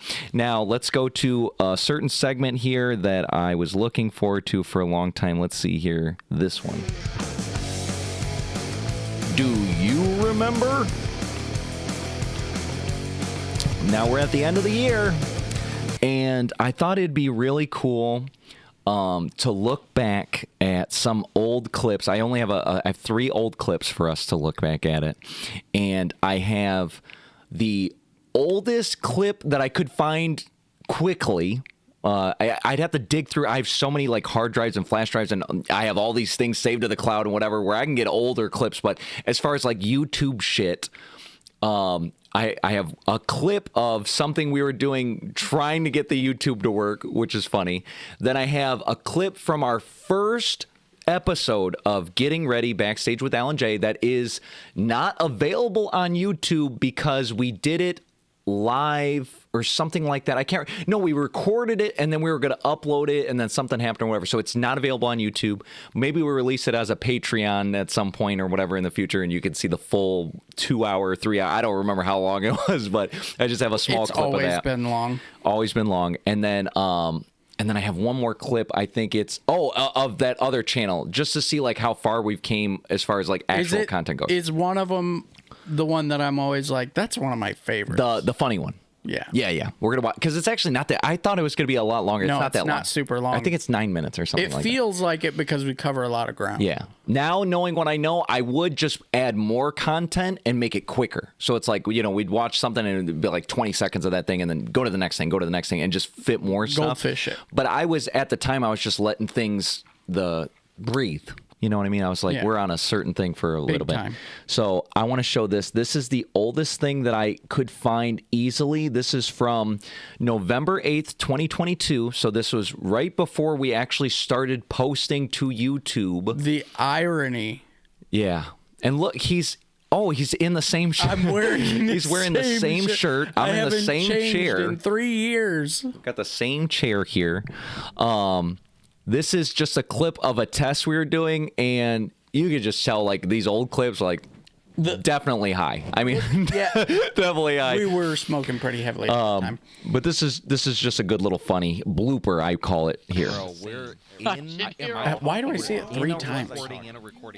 So we're testing. This was back in the day. I was trying to test. Oh, this was the test. So I was testing it, and then I was testing the playback of it, but then I was also recording that and then testing that. So it was like some crazy loop here. So take a look at this. This is the earliest clip you can find of us from the channel shit that we have here. Bro, we're am I talking now? In a recording. Both. When were we talking? Both. Now. All right, where are you going to be? Who are you? Now, pretty much straight ahead. I'm in the middle, though. I don't know who you are. Who am I? I could be the first one. Wow. This guy's not even playing over there. We'll just have this one way up here. Let's see here. There we go. Hey, I know that guy, dude. I know that guy. I'm so white. I'm so I'm about to go hit the tanning bed. This is what my head sounds like on the inside. All the time. We don't trip. You want to know what's really funny about it? The funniest part is the fact that the last time you look actually stressed for a second. You pizza. All right, oh my goodness. All right. Now this is the oldest clip that is posted to YouTube. So this is 3 years ago. You can find this on YouTube if you find it. So this is the oldest thing that we have actually on the internet posted. This is from 2022. Oh, this is now we're going to get to where it's like 4 years old. But this is, I called it WTF Epic Fails with Al and Jay. December of 3 years ago. Take a look at this here. It's called What the F. I got some videos where I really couldn't classify them into a particular category, so really I just did not know what was going on. And that's what we're going to look at today. You ever seen a cruise ship park? They're pretty smooth. No, actually, I'm trying to think of a time where I have actually seen that. Not physically with your eyes. No, I have not. No, I don't even think I've seen a video of it. Well, this is how it's done, only by professionals. Start out immediately. The horn, like, I can't stop.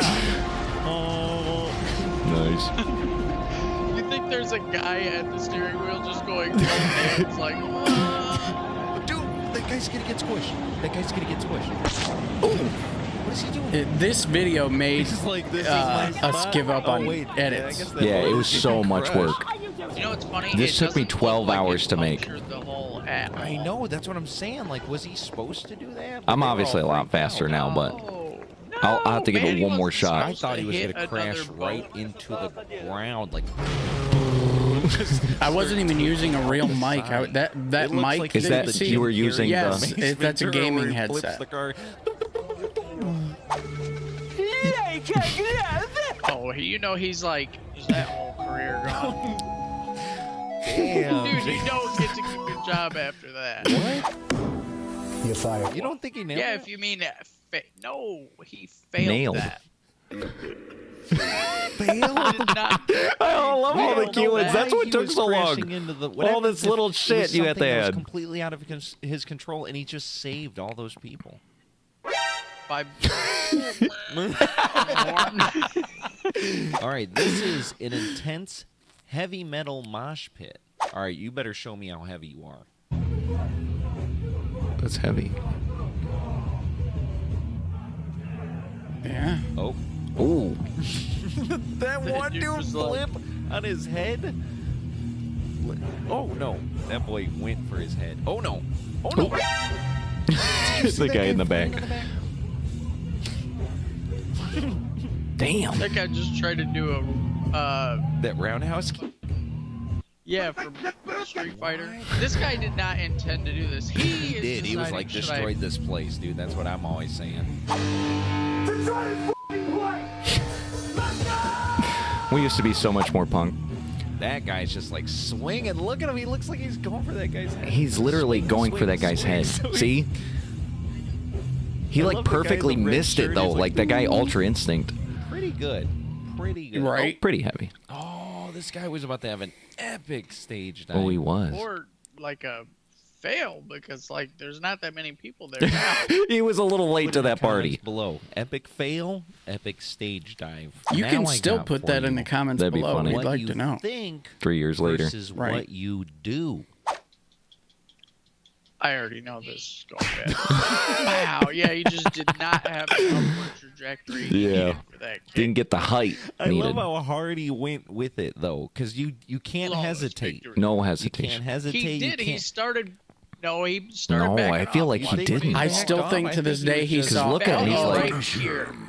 Right here, he's like, You think he just purposely kicked that guy in the I'm head? sure he went 100%. I think he kicked so hard that he fell off balance. Like I think he was. Yeah, like, he put it all into that. Either way, that dude's got brain damage.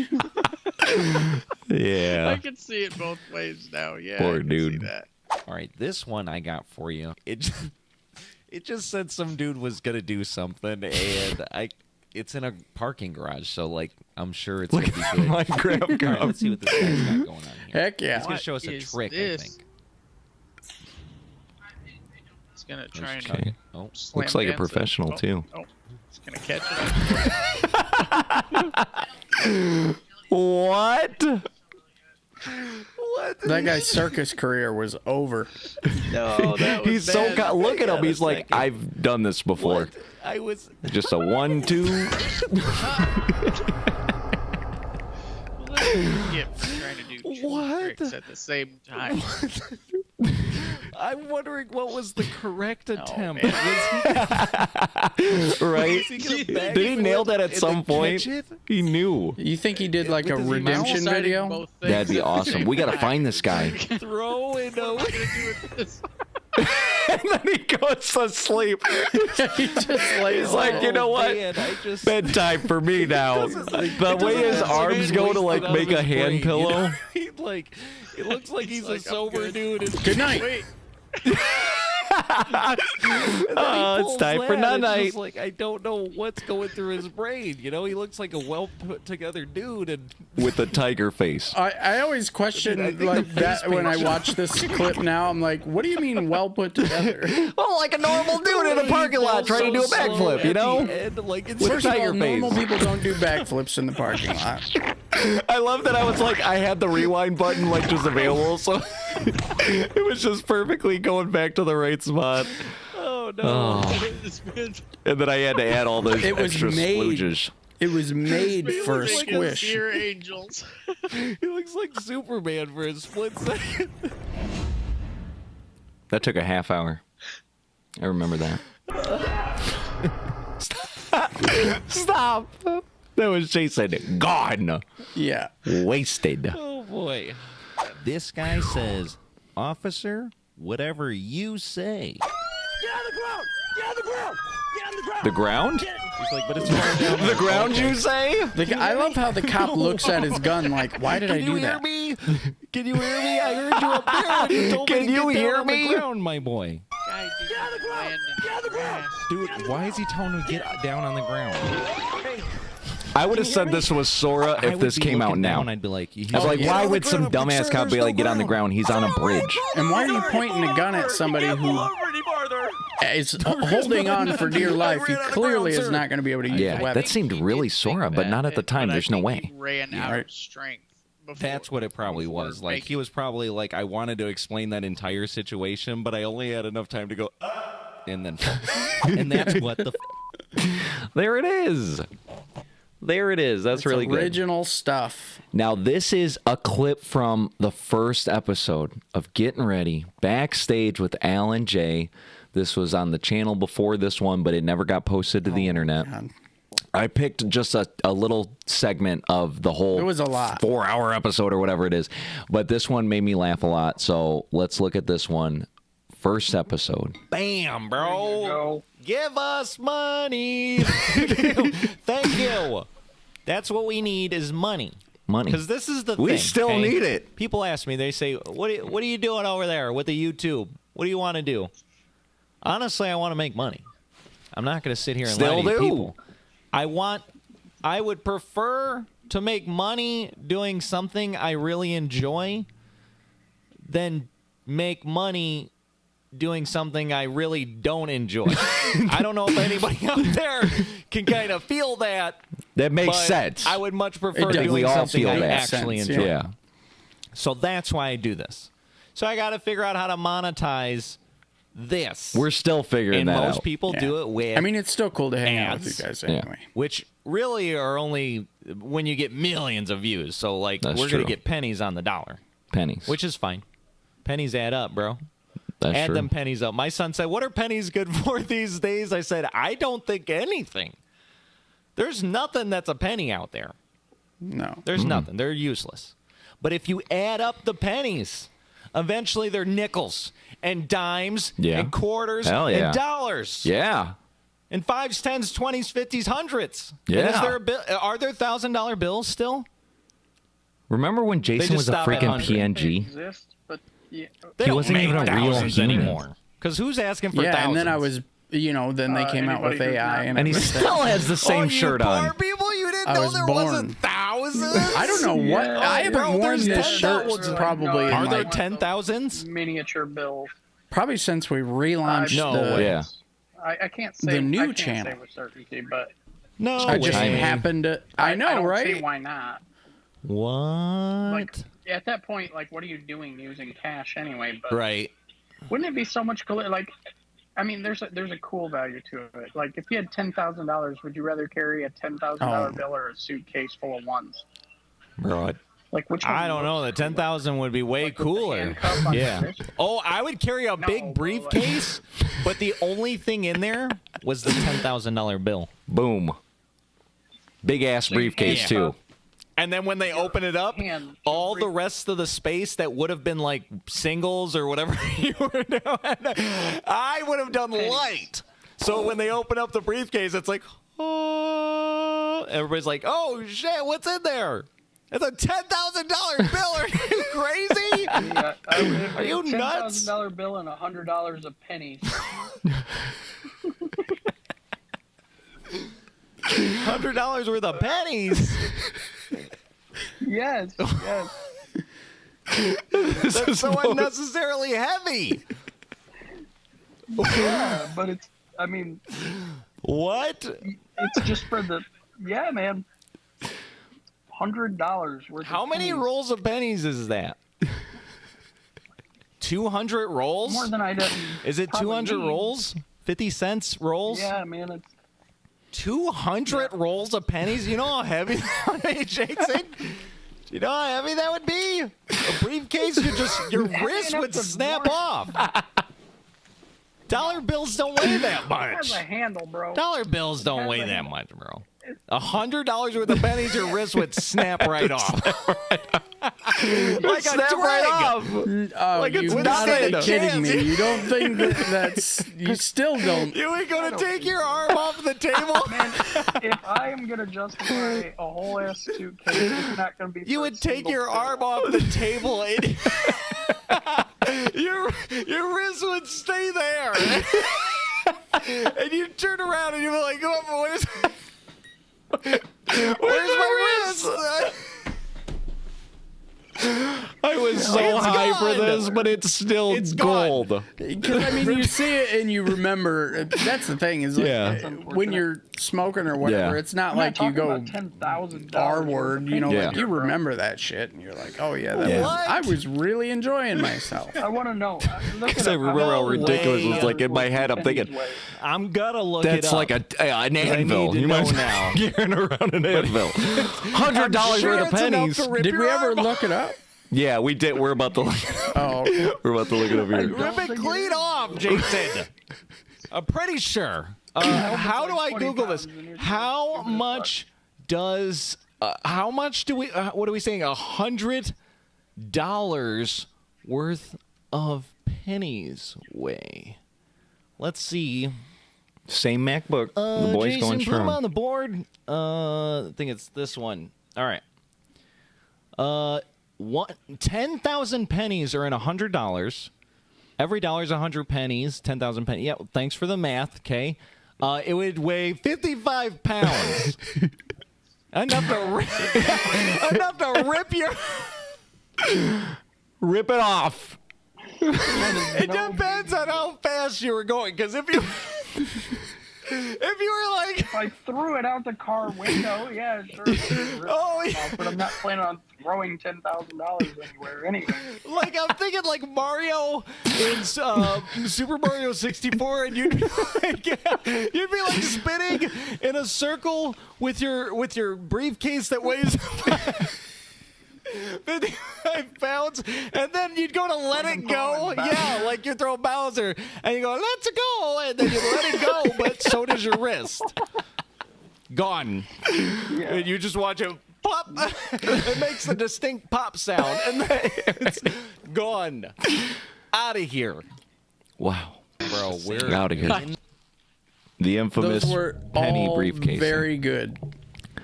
There was also Look at the you look at the graphics. You look at my freaking camera from this era. right. Oh my goodness, what the hell was I doing? Even Jason, look at him. Now he's in freaking HHD, 4K, double HD. Super HD. My goodness. The same microphone, though. This microphone's been crispy. This microphone has put in the work. Yeah, mine wasn't. Not Jason. Jason was rocking the Corsair. But that was pretty cool. So I wanted to give you guys some stats here. Because it was at the end of the year, I wanted to be able to read this to you guys. So I put together some data. I'm just going to give you some quick numbers here, some quick maths, as they would say. So I wanted a life stats ending December 2025, so that way next year we go, all right, where's the life stats for me and then for the channel? So I have a couple me ones. Age, 37. Relationship status, single. Any suitors? None. That's the status at the end of this year. Weight, 172 pounds. I've gained a couple pounds. Savings, 0. Absolutely nothing. Still have my job. I won't tell you where it is so you don't dox me. Still have my salary. It's not much, but it's all right. And then my car, 2014 Buick Encore. Maybe by next year this changes, but this is where we're at right now. My credit score at the time, 548. Can you believe it? I'm going with the lowest score because I feel like that's what you should do is like lowest variable. That's TransUnion. 548. That's where we're starting. We're going to get. Our goal is only 650. It's not crazy, but if we get to 700, we call it a double win. Total debt. This is everything owed. Credit cards, Affirm, and car loan.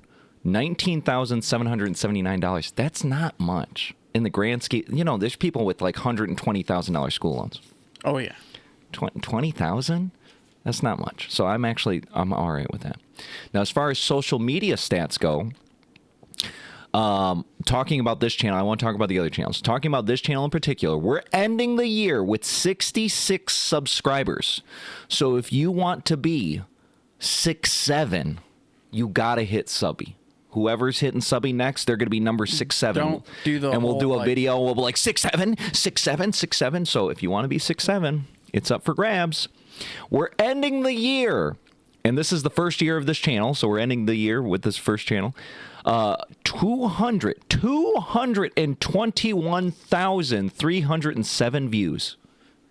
We reach almost 250,000 views on this channel, and we only started this channel in May, so we're 5 months in.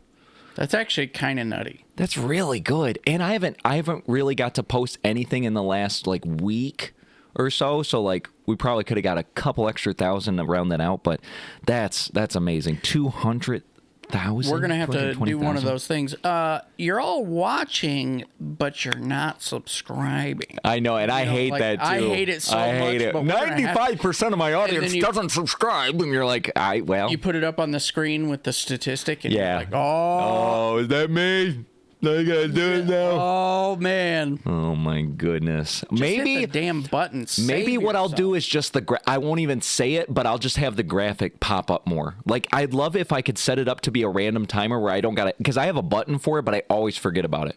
I should just have it. It just randomly pops up. You know, where you'll watch a YouTuber and it goes boop, bloop, click, bloop. You know, it's a graphic. So you go, oh, and then maybe that's the reminder. You go, oh, but what's crazy is YouTube added this function for not when it's live, but when it's on demand, any on demand videos. The first time you say subscribe, if you just, me as the creator, to say subscribe, look at your button. It glows for a second. It goes to give you a visual. I was like, oh, that's freaking sick. I was watching somebody's video the other day, and they're like, hey, subscribe. And they're like, because normally I watch it full screen. Yeah. So I wasn't, and it was like, and I read about that, but I never seen it before. So now your subscribe button twinkles if you're not full screen. So that's our views. That's our subs. We've uploaded 290 videos. Obviously, most of them being shorts here. And we've accumulated 852 watch hours. 852. It's really, really good. Our #1 viewed video was a short called ChatGPT Glazes Way Too Much. And that's where we just watched the Family Guy one where he was like, Oh, wonderful day, isn't it? No, it's cloudy outside. Like the Family Guy. 12,100 views. 12,000 views. Number Good one. times. And the number one ad video was, why couldn't the extinction wait until Wednesday? That got us 1,110 views. But it actually gained us 7 subscribers. 10% of our subscribers came from that one video. So the views, the ads never brought the views. Most of the ads, first of all, that's our number one ad. But if you go through the ads and you look at it and you average them, they probably average like 800 views, 700, 800, 900, and then you average them out. There's probably 800. But where they brought value was adding subbies. They brought value adding sub. We'd get a sub or two for most of them. Some ads didn't bring anything, but we got more subs, I think, from the ads. But we got way more views from show clips. So that, I think that's why they work in tandem, because the show clips are just content to consume. The ads are, oh, let me check these guys out. Let me sub them. These guys seem funny. That was a good ad. So very nice. I like that. Across all platforms. So my Al Silva channel, Backstage with Alan J, Epic D Guy, and then those same channels, I have them on TikTok, Instagram, and on Facebook. You add up everything that's me on the internet together, I have 2,743 subscribers across my platforms combined, and together, all my channels, I've officially reached 520,000 views. 500,000 views. So half of the whole total is just this channel in particular, which is crazy, the weight of that. But then you add in all the other stuff, and it's another 250,000. 500,000 people have watched something I'm in. And I'm very grateful for that, because I feel like this has been the minimal amount to do what I've had to do for this last year or two or whatever it is. Maintaining real life. Yes. Doing all the real life shit. And it's like, damn, so if I can get 500,000 views and I'm just kind of winging it as I can and doing what I can, could you imagine when I'm able to put in effort and produce more and better quality shit? You know what I mean? Like, if you guys want that, then just buy us out. You know what I mean? Buy us out, bro. We got to work real jobs. Isn't that crazy? Yeah, that but if we sucks. didn't, I could do more with this. So I got it. That's the conundrum you work in as a content creator, is you have to maintain what your lifestyle is. I got to obviously pay my bills and all that stuff while creating for the internet. And then at some point you can make enough where it seems like this is feasible to drop this. I don't think you can wait until it's like, oh, I make as much or more than my daytime job with internet shit. I don't think it works that way. I don't think anybody ever gets that way. I think they go, man, I made 30,000 just from YouTube, and I'm doing it 20 hours a week. Imagine if I added another 40. Then I can definitely get to 80 or 90. I think that's the way it goes. But yeah, and then you get like that a seems weird so stretch. scary. Yeah. It seems so scary to do. So I don't know, but that's obviously where I'm trying to head. But I'm also doing the company thing. So I feel like it's all together.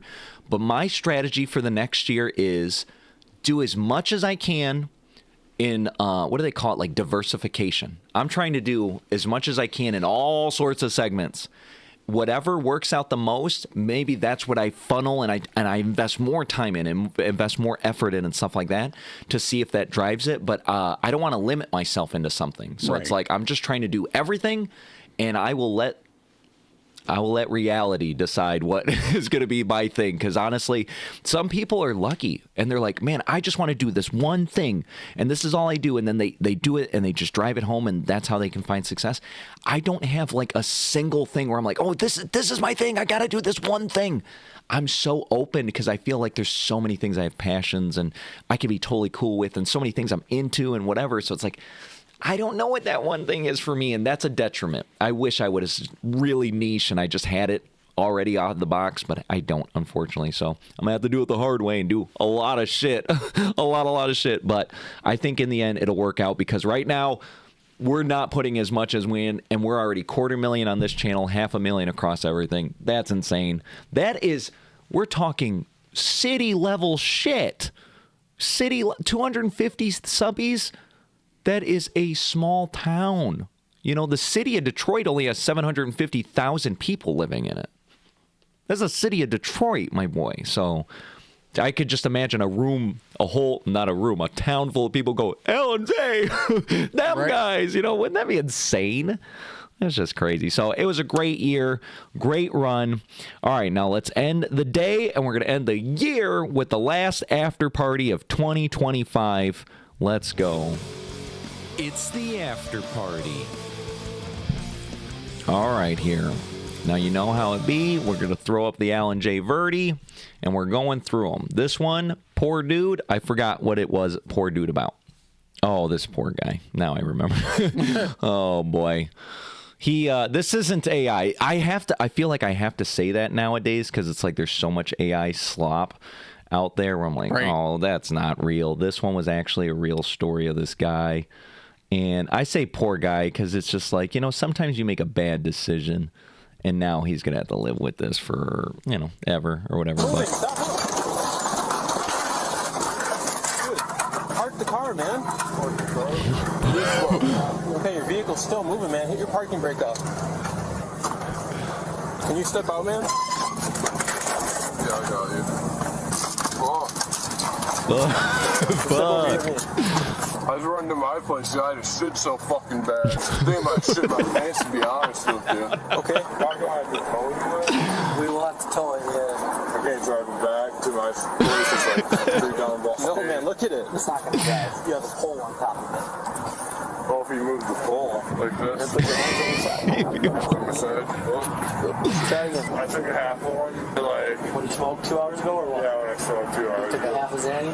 Yeah. Okay. So you can place under arrest. He only smoked and took half a Zanny. Yep. Okay. I gotta put you in cuffs, right? Okay. One more time. You're probably not gonna hit that anymore.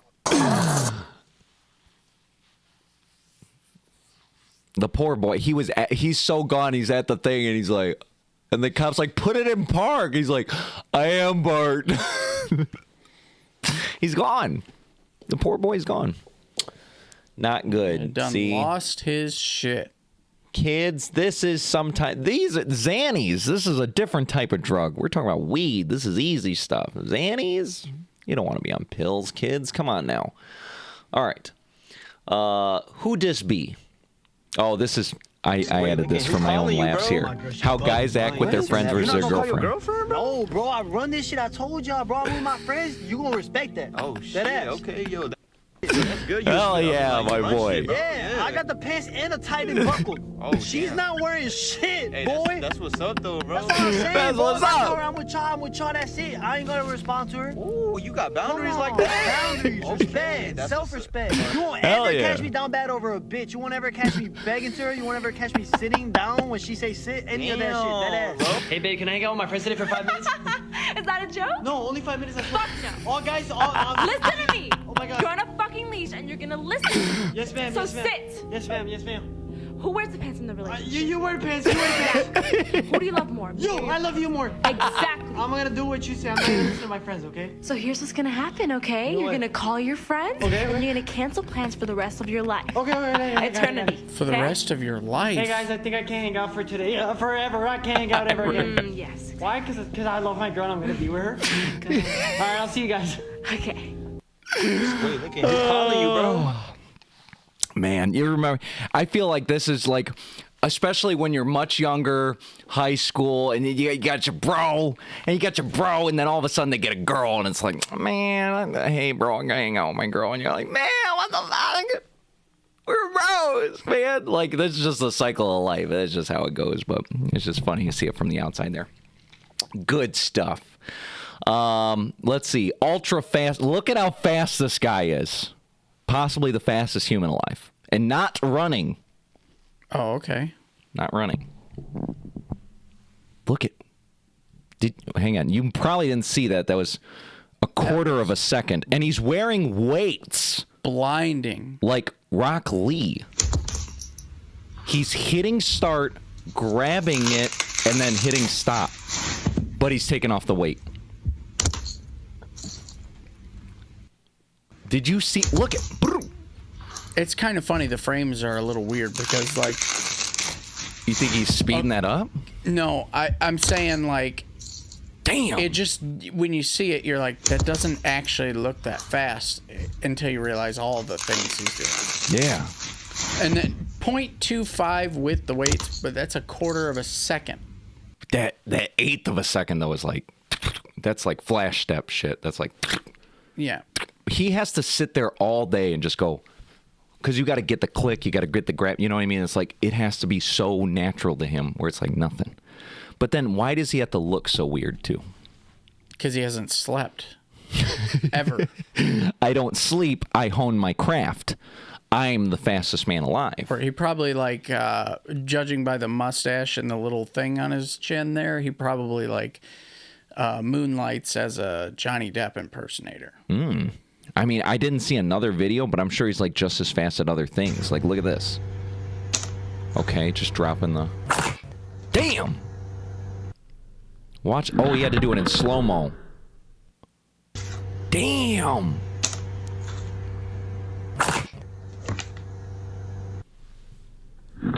I think I want to try this now. How fast can we get?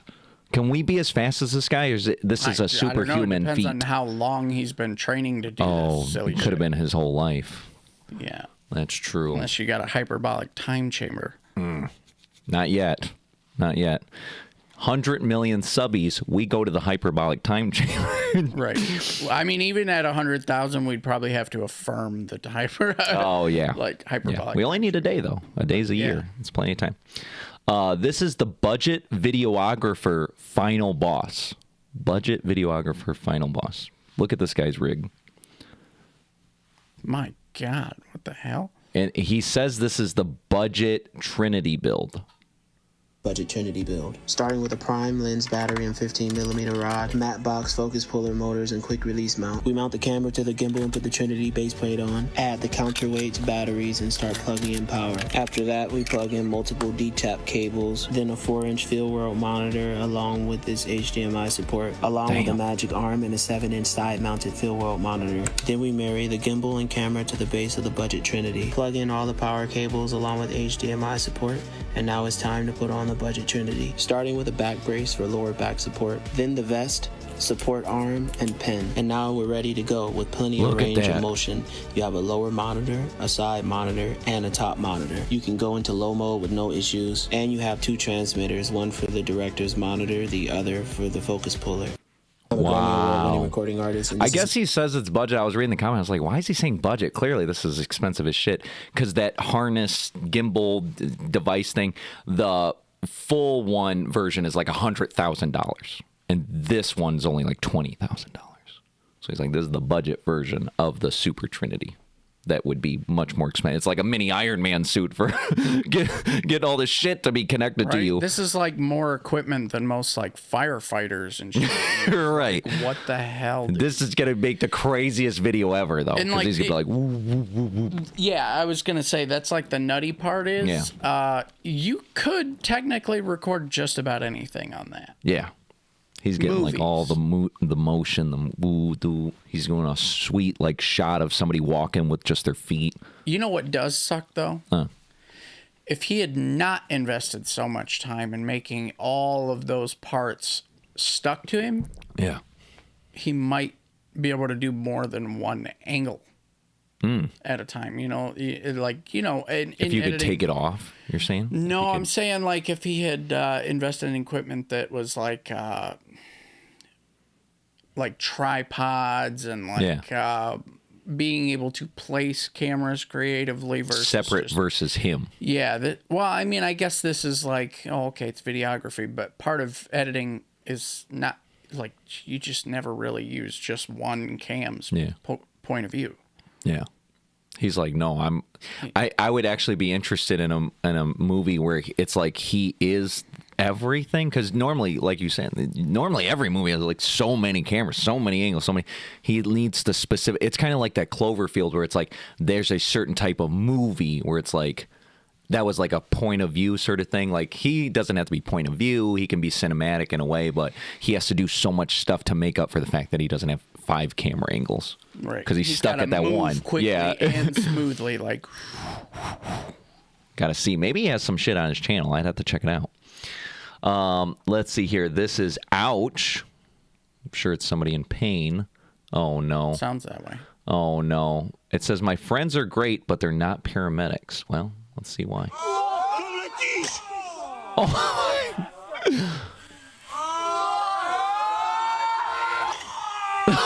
Oh my goodness. Oh my god. That sucks. Oh no, that could have been so much worse. Like, I'm thinking impalement. I'm sure he probably has a broken rib though. That went into his chest. My goodness. Right? I know it's been a good day when my balls don't hurt. Why is that the... Oh, so everything He's like, don't... Yeah, no, this happens all the time, and today it didn't happen to my balls. And he's like, hey, that's all right with me. Broken rib. Hey, yeah. But ball pain, as we all know, very difficult. We saw the videographer, Final Boss. This is the king of the nerds. The king of the nerds. Look at this guy's ultra nerd gauntlet that he created. You got immense current symbiote, vibranium, adamantium, kryptonite. All of these are infusing the Omnitrix, which is supercharged by the Speed Force and enhanced by Blue Beetle Scarab. Everything is attached to the Infinity Gauntlet. We have the Elemental Rings and the Power Rings driven by the emotions of the heart of Chuck Norris. And then I use the Ant-Man trigger to scale down this dual disc loaded with Exodia and supercharged by the Bionicle Mask. I have Ghost Rider chains, a living face hugger, and the Force channel through Harry Potter's wand. And then, cause why not? And to make things even more interesting, I throw a Beyblade in the mix. Let it rip. Stanley's pen, and one ring to rule them all. This is the Gauntlet of Chaos, and if you wanna know how it works, check my last YouTube video. What do you mean it works?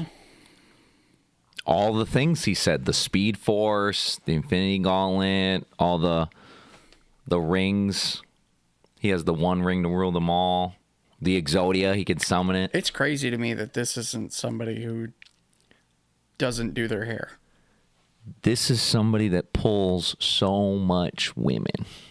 I mean, women left and right. They're like, oh, I heard you had the Gauntlet of Chaos. I gotta see this. The Geek Reaper. They're like, I heard you added a Beyblade attachment to it. He's like, yeah, I let it rip. They're like, no way you added Harry Potter's wand? Yes. It's like every nerdy thing you could possibly think of. He's like, I'm going to put it on this one thing. Now, realistically, because that is so insane and so crazy, he could probably turn around and sell that on eBay for like a good chunk of change. Oh, yeah. Like a substantial chunk of change. There's at least one person out there who's like, those are exactly all of my favorite things. That's everything I ever wanted in one hand thing. Stan Lee's pen. Stan Lee's freaking pen. The Ben 10. You know, somebody with thing. a lot of money is going to remake this with, like, he's going to buy one of Stan Lee's pens. No, like all the realest things you could do with that thing. Yeah. Like, instead of plastic shit on his hand, it's going to be like garnet, sapphire. You know what I mean? Like actual stones. Yeah. Like actual, like liquid shit. He's like, oh, when I said it's like vibranium or whatever, it's like, no, I actually got some like liquid metal shit to go through. Aluminum. Yeah. That's crazy. The only thing I didn't see was like Captain America's shield or something. Vibranium. Like, there's okay, so it's just it's just because he had some. Yeah. Oh, okay. I'm trying to think of like the other nerdy shit that he left out, but he's like, bro, I think I covered everything you possibly could have needed. He lost it on Spider-Man though. Spider-Man? Did he not have a Spider-Man thing? He didn't have a Spider-Man thing. He should have had a web launcher. That would have been easy. Web launcher. That would have been really easy. Instead, he went with the Beyblade. Yeah, he made a choice. Beyblade versus web launcher. In my opinion, he went the right Why not both? Taco Girl. Why not both? Yeah. Why not both? Or maybe he makes the right hand, and the right hand's like the Batarang, the Spider-Man web shooter. It's a utility belt for his other hand. Oh yeah, it's like a like when you have a sword and a parry. You know what I mean? Yeah. You got the smaller one that doesn't have as much functionality, but it's all the things he forgot. He's just waiting to get to his sub count. Right. That makes sense. This is a shift of perspective. This is how a little bit of shift can create a big change. Could you imagine the movie School of Rock starring Jack Black But instead of being a comedy, it's a thriller. Mr. Schneebly.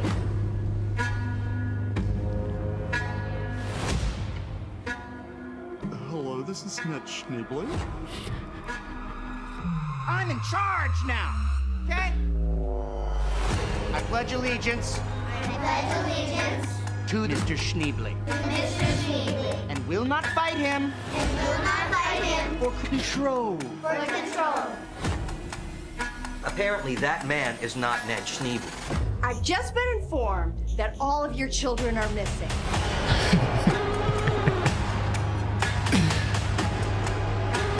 They did such a good job with this.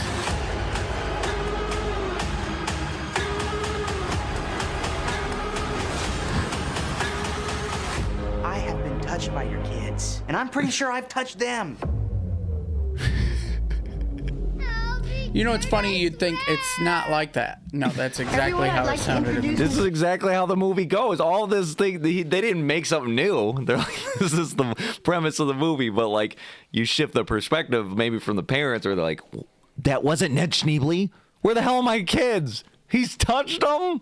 You're like, this is crazy. Wow. This is crazy. And we just get away making these movies like that. It went bonkers. When you're doing something right, let me see this here. Oh, so I got the is this the last two are both the motivational? Yes, okay. So we're at the end here, both motivationals. This is when you're doing something right. Take it away, Denzel. Denzel, start over and take it away. Thank you. There's a saying, when the devil ignores you, then you know you're doing something wrong. Wait, I'm not done now. Let him cook. You know, the devil goes, oh no, leave him alone. He's my favorite. Don't bother him. Yeah. Conversely, when the devil comes at you, maybe it's because you're trying to do something right. When you're favored by God, you're also favored by the devil. Because remember, God loves you, so does he. He's after you too. It's a war. You gotta really believe that. Don't give in to the immediate gratification that is whispering in your ear. Shut that down. Do not listen to that little voice. So that's that one voice. This other voice that we walk very far away from is the voice saying, hey man, you ain't doing shit. Get back to fucking work. It's time to get back to work. That's right. Sigma Wolves, roll out. We're about to get to work in 2025. And then this one, I found this guy because I was looking for something that was more about next year, about like going into the new year. And so this guy has a theory that next year will actually be your, and by your, I mean you and me and you and all 200,000 of you guys. Everyone's going to have a really good year. Everybody, listen, he's old, so let him cook, okay? He has a theory. Why 2026 is going to be your best year ever. This actually doesn't mean that everything's going to suddenly be perfect. But, you know, you're a different person now than you were before, because you've just begun to realize what you want quite clearly. You never knew that before. You very definitely know what you don't want and what you are not prepared to accept anymore compared to before. You know, you've become much wiser about the things that tried to break you. You're not going to be standing around watching others making progress that's yours to grab hold of, thinking it's not the right time, or you're not good enough, not experienced enough, not old enough, not young enough, because you're all of these things. You're no longer waiting for someone to say you can do something, someone to give you permission. You now know that you're better than that, because you've developed trust and belief in yourself. And this is because of all the work that you've put in over the past year, and actually no one has noticed either. But it's definitely changed you, and it's made you ready for 2026 and the rewards that you so richly deserve. So 2026 isn't just going to be another year. It's going to be the year of change, the turning point for you. And you know what? I know you're ready. Nice to talk to you. We're ready. And you know it's true because he has like a British accent. Old British guy. All he speaks is facts. He's speaking facts. We're ready, people. We're ready for 2026. We've learned our lessons. We've grown. We got the experience. We're ready to do something with it. I'm closing us out with our Bible verse of the week, Jeremiah 29:11. For I know the plans I have for you, declares the Lord. Plans to prosper you and not to harm you. Plans to give you hope and a future. And that's where we're going into next year. A lot of hope. We got a big future ahead of us. It's been a good year, okay? I feel like, especially compared to 2023, really bad. 2024, less bad. 2025, pretty good. We went out of the negative. 2025, I think overall, I look back and I go, man, that's a pretty good year. Pretty good year. Is it perfect? No. Is life perfect? No. You know what I mean? But overall, I go, man, looking back, I had some good times this year. Very good times. Significantly better times this year than last year. And significantly more than 2 years ago. So, like, this is progress, my boy. So, at this rate, 2026, I'm thinking, let's get some really good positive stuff. And we're snowballing, baby. We always talked about the snowball. It's just such, you got to roll this little thing, and then the little thing becomes a bigger thing, and bigger, but it's a process. Well, the Nothing's other thing overnight. that happens when you're making a snowman, if you haven't noticed, is like, you start out with that little snowball, and it's a little frustrating to roll because it's rolling over your own fingers. Yeah. It's too small to handle, blah, blah, blah, blah, blah. You get bigger and bigger and bigger. Well, now it's easier to roll, but it's heavier. Heavier. Yeah. You know what I mean? Like, it's almost like all of the learning the techniques was to prepare for the larger weight. Yeah. You have to keep pushing until the point of, like, what is it, like a, not a climax, but it's basically an influx point where it's like, okay, yes, it gets harder and harder, but at some point the angle and the momentum and the weight, it's going to a point where you won't have to do as much for it because you put in all the effort up to a point to get it to be a certain size, to get it to be up that hill, down the hill. Now you're going, and it'll just eventually be able to go on its own effort. But nobody can just push a little snowball off the hill and it's like, it does the thing. You have to put in all the work in order to get it to be a certain mass, a certain size, a certain density, and then it's going to be able to go. So even if you live at the top of a hill, you still got to make it big enough to want to roll down. Yeah. Yeah.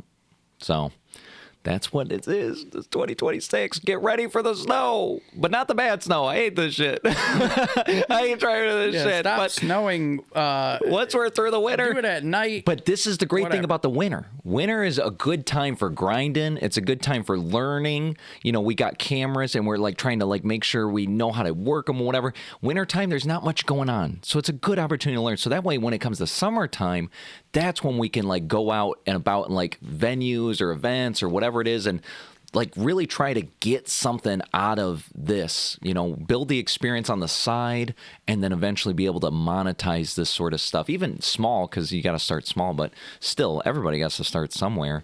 And so I'm grateful we're starting this whole process in the wintertime because there's not much going on anyway. So we might as well just use the time to learn and craft, you know, refine the craft. So I've had a really good time on this YouTube channel. I'm glad we started something separate so that way it's like really easy to just, we're talking about different snowballs. I wanted to roll this snowball as its own thing. So that way whoever came across this channel, they knew exactly what they're getting consistently every time.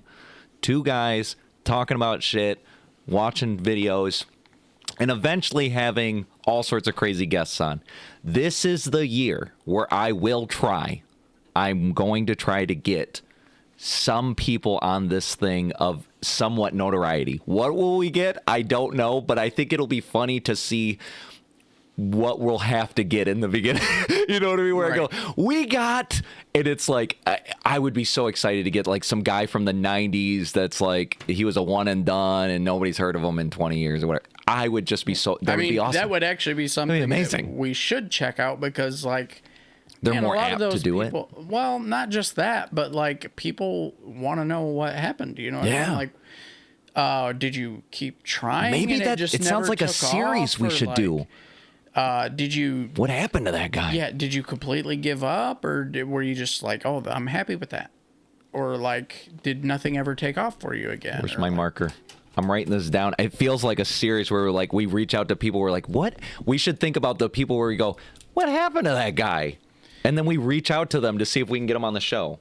Yeah, we'll start it off all the time by saying like, so, what happened? What happened? Boom. I love that. That's very good. And I think those would be the first people that go, yeah, I don't know, man. I'm just trying to get my start. Okay, well, here it is. Backstage with Alan J. Everybody watch. We got that one guy that did that one random thing 30 years ago. What happened to him? Tune in to find out. So, tune in to find out. And if you haven't hit the red button at this point, you're 3 hours in. Yeah. What are you waiting for? 95% of our viewers That's don't insane. subscribe. Or comment in the live, like, I mean, y'all you sometimes comment in the aftermath, but like, we want to talk. Yeah. That's what we do. We're gonna if be you doing want to talk, we're not going to not let you talk. We ban people left and right. Ban. They're like, hello, ban. Talkers, get them out of here. No, we want to talk to you. I like hearing people talk. My goodness. Yeah. No, we're going to definitely, I'm looking forward to all the growth we're going to get for this channel. One way or another, we're going to make it happen. So thank you all for joining us. Jason, thanks for being here. Thanks for being here this year. This has been awesome to be able to not be PNG man no more. He's real life and he's in 4K right in your living room on your big screen TV out there somewhere in the world watching us. And we appreciate all the watchers, all the lurkers. My dad, appreciate you. All our super fans, Carol, Cheyenne, Skip, all those guys, appreciate that. Anybody that's watching and you watch every episode but you never comment for some reason, so I don't know your name, I truly appreciate you too, but I'd appreciate you more if I knew what your name was. So you got to comment, because I know based on statistics it tells me unique new viewers and reoccurring viewers. We have a substantial chunk of reoccurring viewers, but you guys just don't want to know, let your presence be known for some reason. That's okay. Lurk on, lurkers. We appreciate you. But we're out of here for the day. We're out of here for the year. We'll see you next time. Good day. Do-do-do-do.